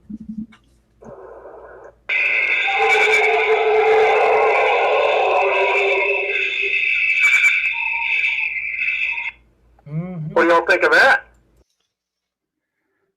That's crazy, man. Crazy stuff right there. And that was about 10 miles from where Robbie's at. 10 miles. Yeah. Give or Robbie, take. have you ever heard that? Not from my house, but I guess about what, 3 or 4 days after we found that out, DA, me and Johnny went down to my dad's, which it's only like a mile from my real dad's house. So me and Johnny went out there and we stayed out there probably about 3.5 hours trying to call stuff in, being stupid. Our plan is, when we've got a group of us, and I'm not going to do this alone, I've got a really powerful Bluetooth speaker. It's a Bose Bluetooth, crystal clear audio. We're going to go down to Moon Valley and play that. That'll be interesting. Yeah, that'd be the place where I made the wolf howl. And So, and when we do it, though, we're going to make sure we've got multiple people on cameras and somebody recording the parabolic mic, and everybody else is going to be basically stationed with a firearm. Because when Robbie made a howl, we got a violent response. I get a feeling we play that, we're going to get probably more than we bargained for, but we're going to have to make sure we're ready.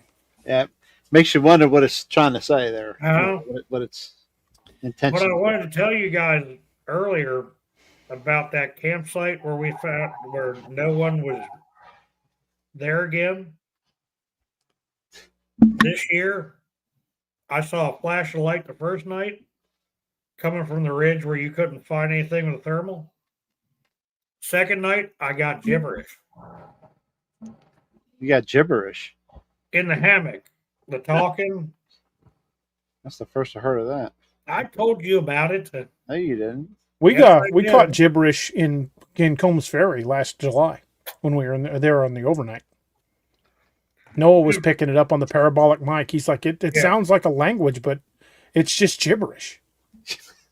Well, we talked about this when we had Lauren Smith on a couple other times, Jerry. When I was in the hammock this year, and I woke up at 1 in the morning and had to pee, and got out, Don't forget any details. I left all of my recording and other equipment in the storage tent, and I'm laying there and I hear a language going on by the fire, and I knew both of them were asleep. And I just listened to it for a few minutes, and I got up and I said in my head, I'm like, okay, I'm just getting up to pee. Don't be messing with me. I'll leave you alone. And it quieted down. I got out. Well, I ungracefully fell out of the tent because when you're in a hammock and you're a short person like me, you cannot gracefully exit a hammock in the middle of the night. Dude, tie it a little lower then. Well, that was the problem. I didn't want it to drag the ground, but I didn't want it to, be too far up. But there's really not a happy medium when you're between 5'5" and 5'6". I'll let you tell that, Robbie. Then you just fall out of it. Catherine, that came. I live in South Carolina and the upstate Pickens County. So, like DA says, about 10 miles from me. I don't know if you know the area, but And it is right near the exact spot where Robbie said his first book. And if that was a big part of why he said it there. mm-hmm. Yeah, we were talking about that the other night, and I can't remember who said it, but he's like, "Oh wow, that was almost like a line in the book." And I'm like, "Yeah, that's where we got it from, because it actually came from a ring doorbell, Sure. and that Rodney was actually the one that gave it to us. So that's why it was him that told Rick, Doc, and DA about it, because that's how it really happened." Varix wants to play that again. Yeah, Varix. Yeah, I'll play it. I'll play it twice, 2 more times. It's actually loops twice, but we're going to play it twice. So if you ain't heard it, here we go. Turn your speakers up. Go.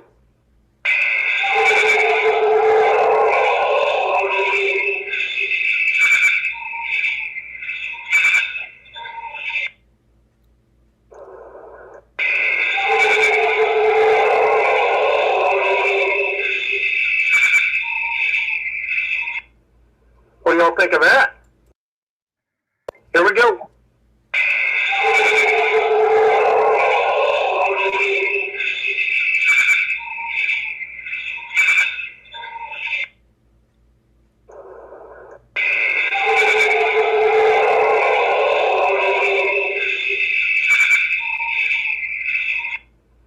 What do y'all think of that? So First time I heard that, the first thing I said was, that sounded like something from American Werewolf in London. Art just said that's That's why they wild. do catheters. That's amazing. Yeah, if I Yeah, heard whatever that is, it's definitely canine. And from the lung capacity, I'm guessing it's big. For that size, I would say so.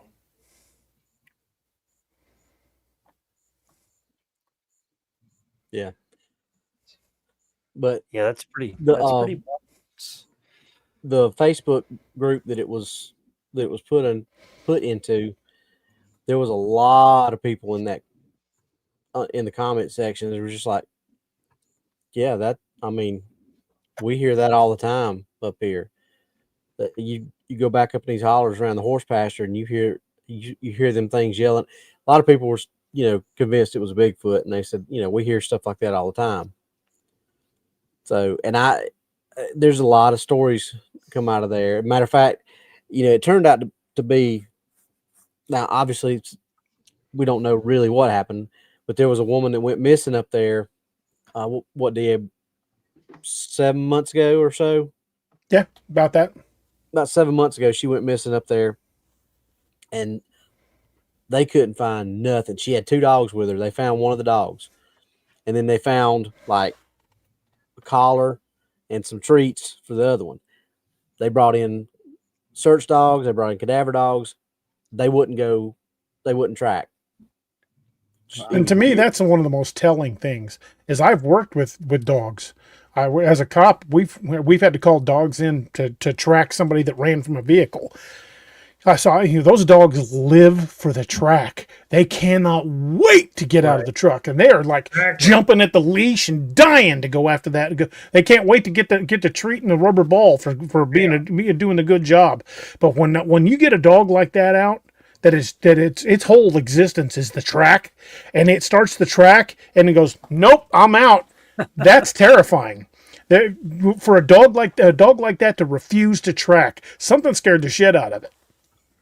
I've hunted with bear hounds. I've shot 3 bears over dogs, and I've seen the bear dogs do that when they stop and they won't go after something.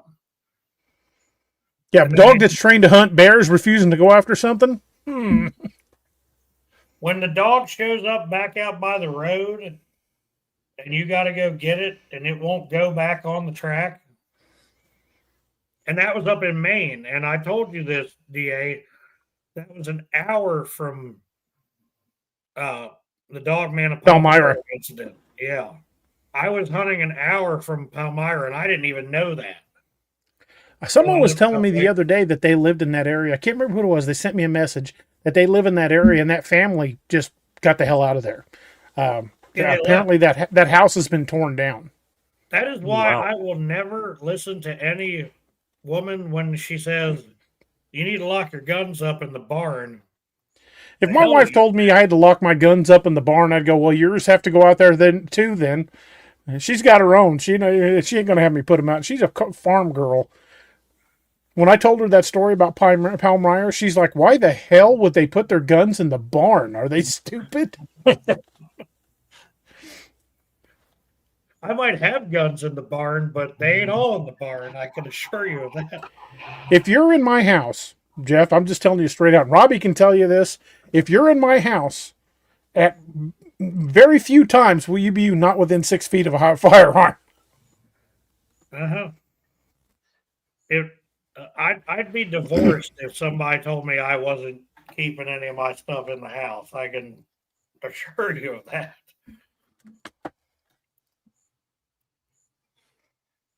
That is a non-negotiable policy. Like that joke somebody posted on Facebook. It was a meme. A woman says, now that we're married, you can get rid of all your guns. And he says, you're starting to sound a lot like my ex-wife. And she's like, I didn't know you were married before. He's like, I wasn't. That's right. Absolutely. One of my girlfriends years ago said something about me keeping them in the shed. I'm like, what? She was Number one, those things are worth a lot of money. I'm not putting them out in a shed. And 2, they don't do you a damn bit of good if you've got to go running for one if you need it. Well, that story freaked me out because him trying to get to the barn with his bad knee no, absolutely not. I am not going to be stuck in the house with a butcher knife for protection. Yeah, if that had happened to us, what happened to Palmyra, there would have been at least 2 of us on the porch providing cover fire while the other one went for the truck.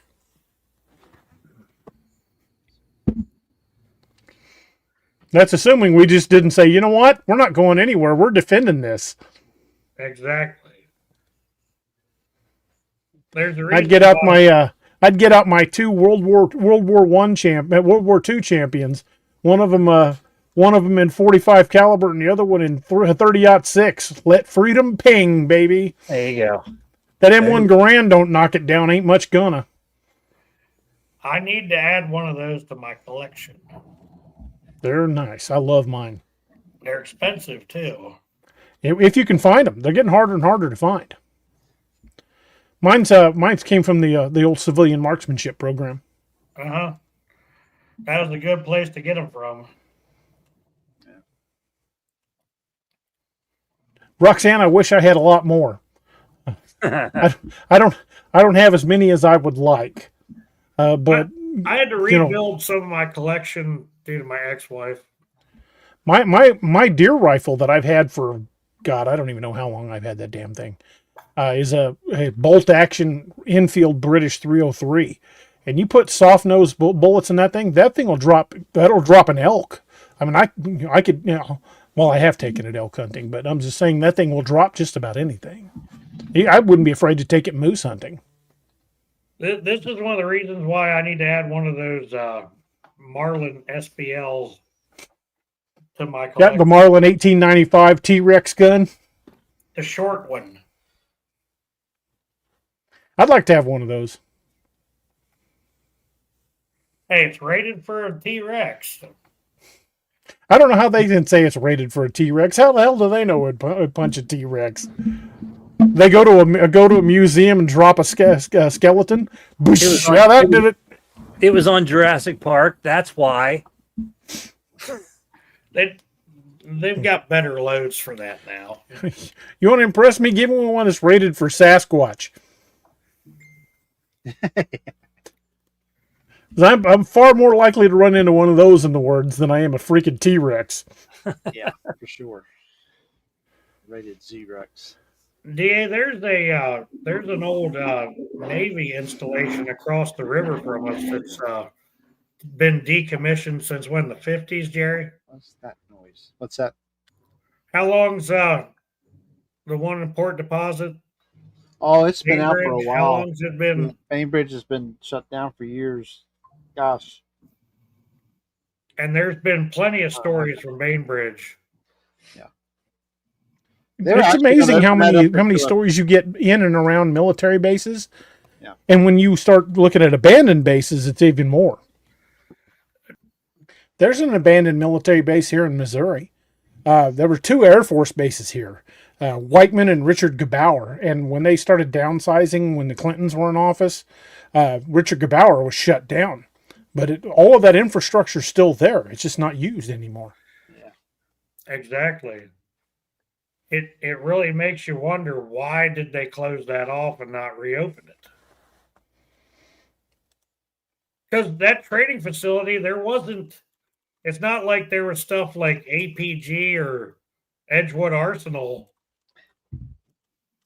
They didn't have that kind of stuff set up there, so why did they shut it off? Really makes you wonder about that area.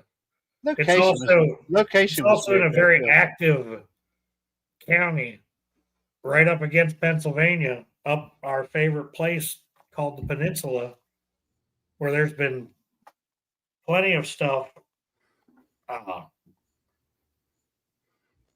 that we've talked about in older shows that makes you wonder why they shut it off.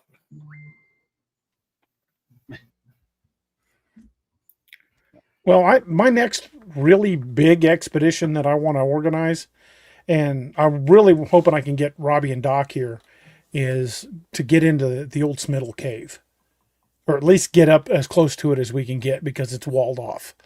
It's a cave here in Missouri that the Missouri Department of Conservation seized from the Smiddle family, and they put a metal gate across that cave that you couldn't drive a semi through, all in the name of protecting endangered brown bats. If you're protecting bats, you don't need something that could stop a T-Rex from getting into that cave. There's no way people are getting in. That wall's 40 feet high. Yeah. Well, Coonbo had a similar, he's got a fenced off place on his property that the fence has been destroyed several times, and it was for the brown bats. Mm-hmm. And they couldn't keep whatever wanted to get in there out of that cave. So, it looks like some heavy equipment tore that thing down.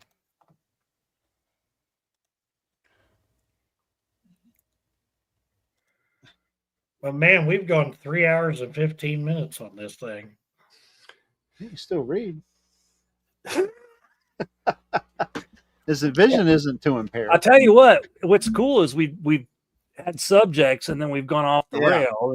And That's then we okay. have a subject, and then we've gone off the rail again. But That's Hey, what we're makes with a the good show. kings of going off the rails. So Yeah.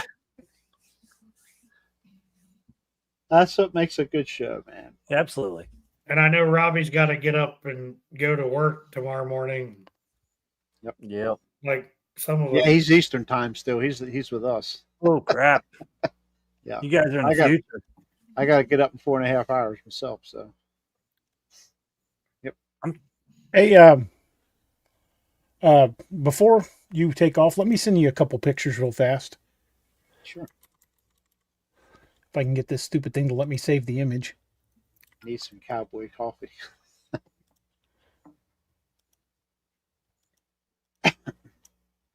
I'm working on booking our new friend and author BJ to appear on the show right now. She just messaged me. Okay. Jerry, I just sent you 2 pictures. Yep. That's that cave that I mentioned, Smiddle Cave. That area is well known for Bigfoot sightings. It's near Grove Springs, Missouri. It's out in the middle of nowhere. Oh yeah, I've And seen. Yeah, One of the thing we did that last Robbie and I week. discovered was there are a bunch of farms out there that at night are lit up like the 4th of July. So many freaking security lights. Oh wow. That area is thick and woolly, and there's at least 5 caves out there, but they only walled off one. So I want to take a team out there, and either if we can go live, I want to. If not, I want to do a lot of filming and backpacking into these caves and check them out because Yeah, something's I in think we those showed caves. it last time, DA. That is one of the craziest things I've ever seen. And what you said about the lights, they're out there on that peninsula. I drove around there at night one time just to get a feel for it. Oh wow. Yeah. How tall is that? Did you say, Da? It's got to be 40 foot at its tallest point. And what is it blocking? Supposed to be. Supposedly keeping people out to protect the Missouri endangered brown cave bat. Bullshit. You don't need that to keep Wow, people out. that's extremely overkill. Okay. You can keep people out with a chain link fence and a no trespassing sign. and some razor wire. Wow. But what you can't see from looking at that is those are all welded together. They're squared like a squared piping, and they're probably 6 inches across each. I said that looks like that looks pretty. It's Thick stuff. massive. Are those on the flat part at the top on the right? Are those spikes? It's like a angled out fencing. To me, it looks like it's designed to keep, it's designed to contain something just Yeah, straight right. out. Sure. But that is way bigger than you would need to keep a person out. Like I said, you could probably keep a T-Rex out of that cave with the size of that fence. That's wild. And put this one up too. Yeah, it's another. Yeah. It looks like right there on the right side that there's enough room for something to squeeze under it if it wanted to. Is that a creek? Yeah, it's just a little creek that comes out of the cave. Don't look like there's sure a lot that- of depth in there though. I'd be No, inter- I'd be even in- when it's really rainy, there's not a lot of water comes out of that cave. I'd be interested to know how deep that goes into the creek. How deep this is all set? That's all set into concrete. Oh, okay. But they spared no expense building that, and every one of those are blasted into the rock and set in concrete. That's crazy. To keep a human being out. Tell of me a again, that's cave. to keep a person out. Oh my gosh! Yeah. Wow. Yeah, straight out of Jurassic Park. Yeah. That's insane. Gosh. Just the height of that thing alone is. I mean, you look at the guy standing down by it. The Smiddle Cave is the 5th largest cave in Missouri by size, and they don't even know how far back it goes. I would not be surprised to find out that, that's in southwest Missouri, and I would not be surprised because Missouri's riddled with caves. It wouldn't be surprised that it's somewhere deep inside, deep enough, it actually probably connects to the Mammoth Cave Network. Yeah. Yeah, that's a hell of a fence to keep a human being out. That it Okay. is. How many Department of Missouri conservation agents did you see down there when you went? There was like 8 or 9 when we went down there, and we had talked about it on the show that we were going down Yeah. there that day. So we kind of got the feeling they were down there because we said we were going to be down there. When we don't announce when we're going down there, you won't see one. Imagine that. Yeah, they're hiding something. It's pretty obvious. Yeah, that's a really woolly area. Yeah, you could lose people in those woods. It is deep woods, Ozark hills and valleys, and there aren't that many houses out there. Yeah. There are a few, and the few that are out there have more security lighting than some prisons. Just remember, they don't exist. They don't exist. I believe you might have mentioned it, Jeff. You thought it was. You were curious about the amount of outdoor lighting at the peninsula and the next county over, Yeah. around the known area that casts have come out Uh-huh. and stuff. How well lit those places over there are around the. And park. why is it I drive through there at 11 o'clock at night and I drive up to that point where the lookout is, and those deer came out in the road in front of me, and I went past them and turned around, and they were all laying down in front of one of those well-lit yards. Why would a herd of deer leave the woods in the middle of the night and sleep in a front yard? Because there's safety Yeah. in the light. Uh-huh. Go to the light. I mean, I literally parked, I stopped in the middle of the road. No one was outside. I got out of the truck and walked to them. Most of the conservation agents I know carry a Glock like most cops. Yeah. But one of the guys I saw down at Smiddle looked like he was carrying a 44 Magnum. Ooh. Wow. Wonder what else. That's not typically ordered. Wonder what else he was carrying in the truck. God knows what was in the truck, but there were a bunch of trucks down there that day. I was like, I don't think we better fool around too much down here. Then we went back down there later after dark, and there wasn't a single one. I actually, DA, I've talked to a game warden that works out there. He actually put me in contact with the guy that has taken several casts from there. And everybody that's in that department knows that he is they consider the Bigfoot guy, and no one's ever tried to get rid of him or challenge him on any of it, which is what I thought was strange. But I know people that are high up that know that know that name, and they were like, yeah, he thinks that they're there. And I'm thinking, well, he told me because he's been called to multiple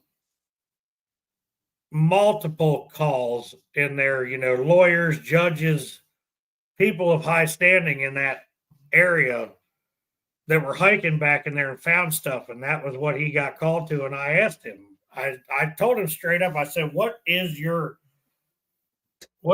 the department's,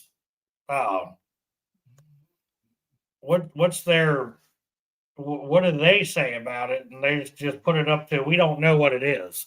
That's their answer. They don't know. And They know, but won't tell you. Yeah, they don't know. They don't talk. They can't Hey- talk. Not allowed Hey, to. There was fellas. a guy that he worked Yep. with. Yep. that I hate to saw cut one. and run on you, but my wife's giving me the high sign. She's like, There was Yeah. a retired I agent got there, and we'll let it go after I tell you this one. There's a guy I think you're pretty sure he's retired now. He saw one in a clearing come out in the open. And I think he just retired recently, but he saw it, and it screwed him up for years. I bet it did. And I've been to that same spot, and I can see exactly what he most likely saw. And they have a dump air to forge Yeah. through. And there's a dump. And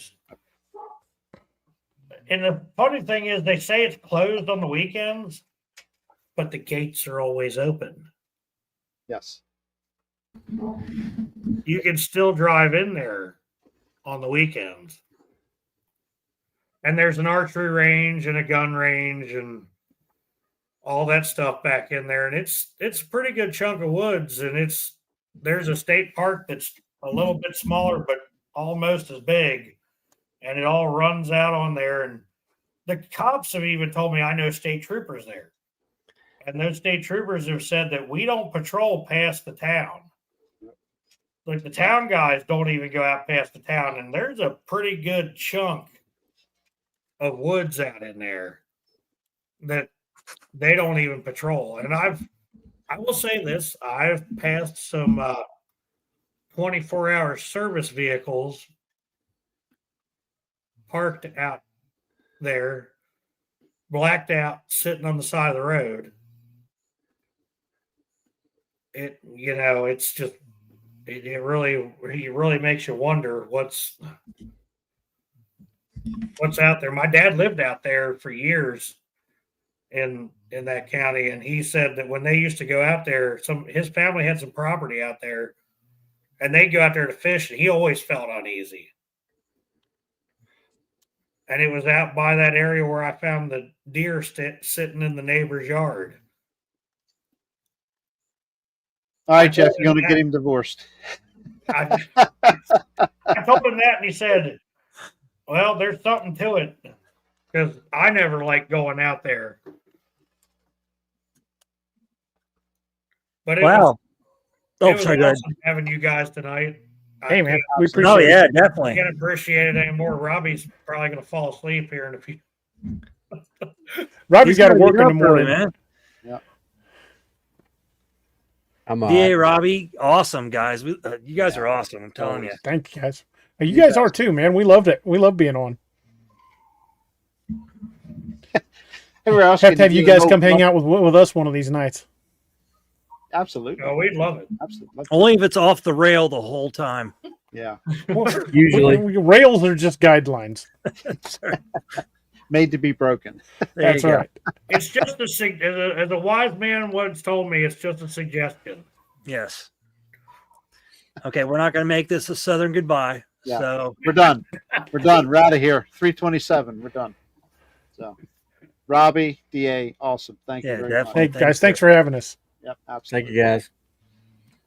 Hang out there, Blackie and Jabberjaws. We'll be right back. Whoever wants to stay back. CDA. See you guys. Thank See you, ya. guys. Okay, how you get out of this thing? Didn't take them long to take off, did it? They're Robbie, getting out of here while the getting's good. See ya. Good night, everybody. Thanks. Appreciate it. Let's try this.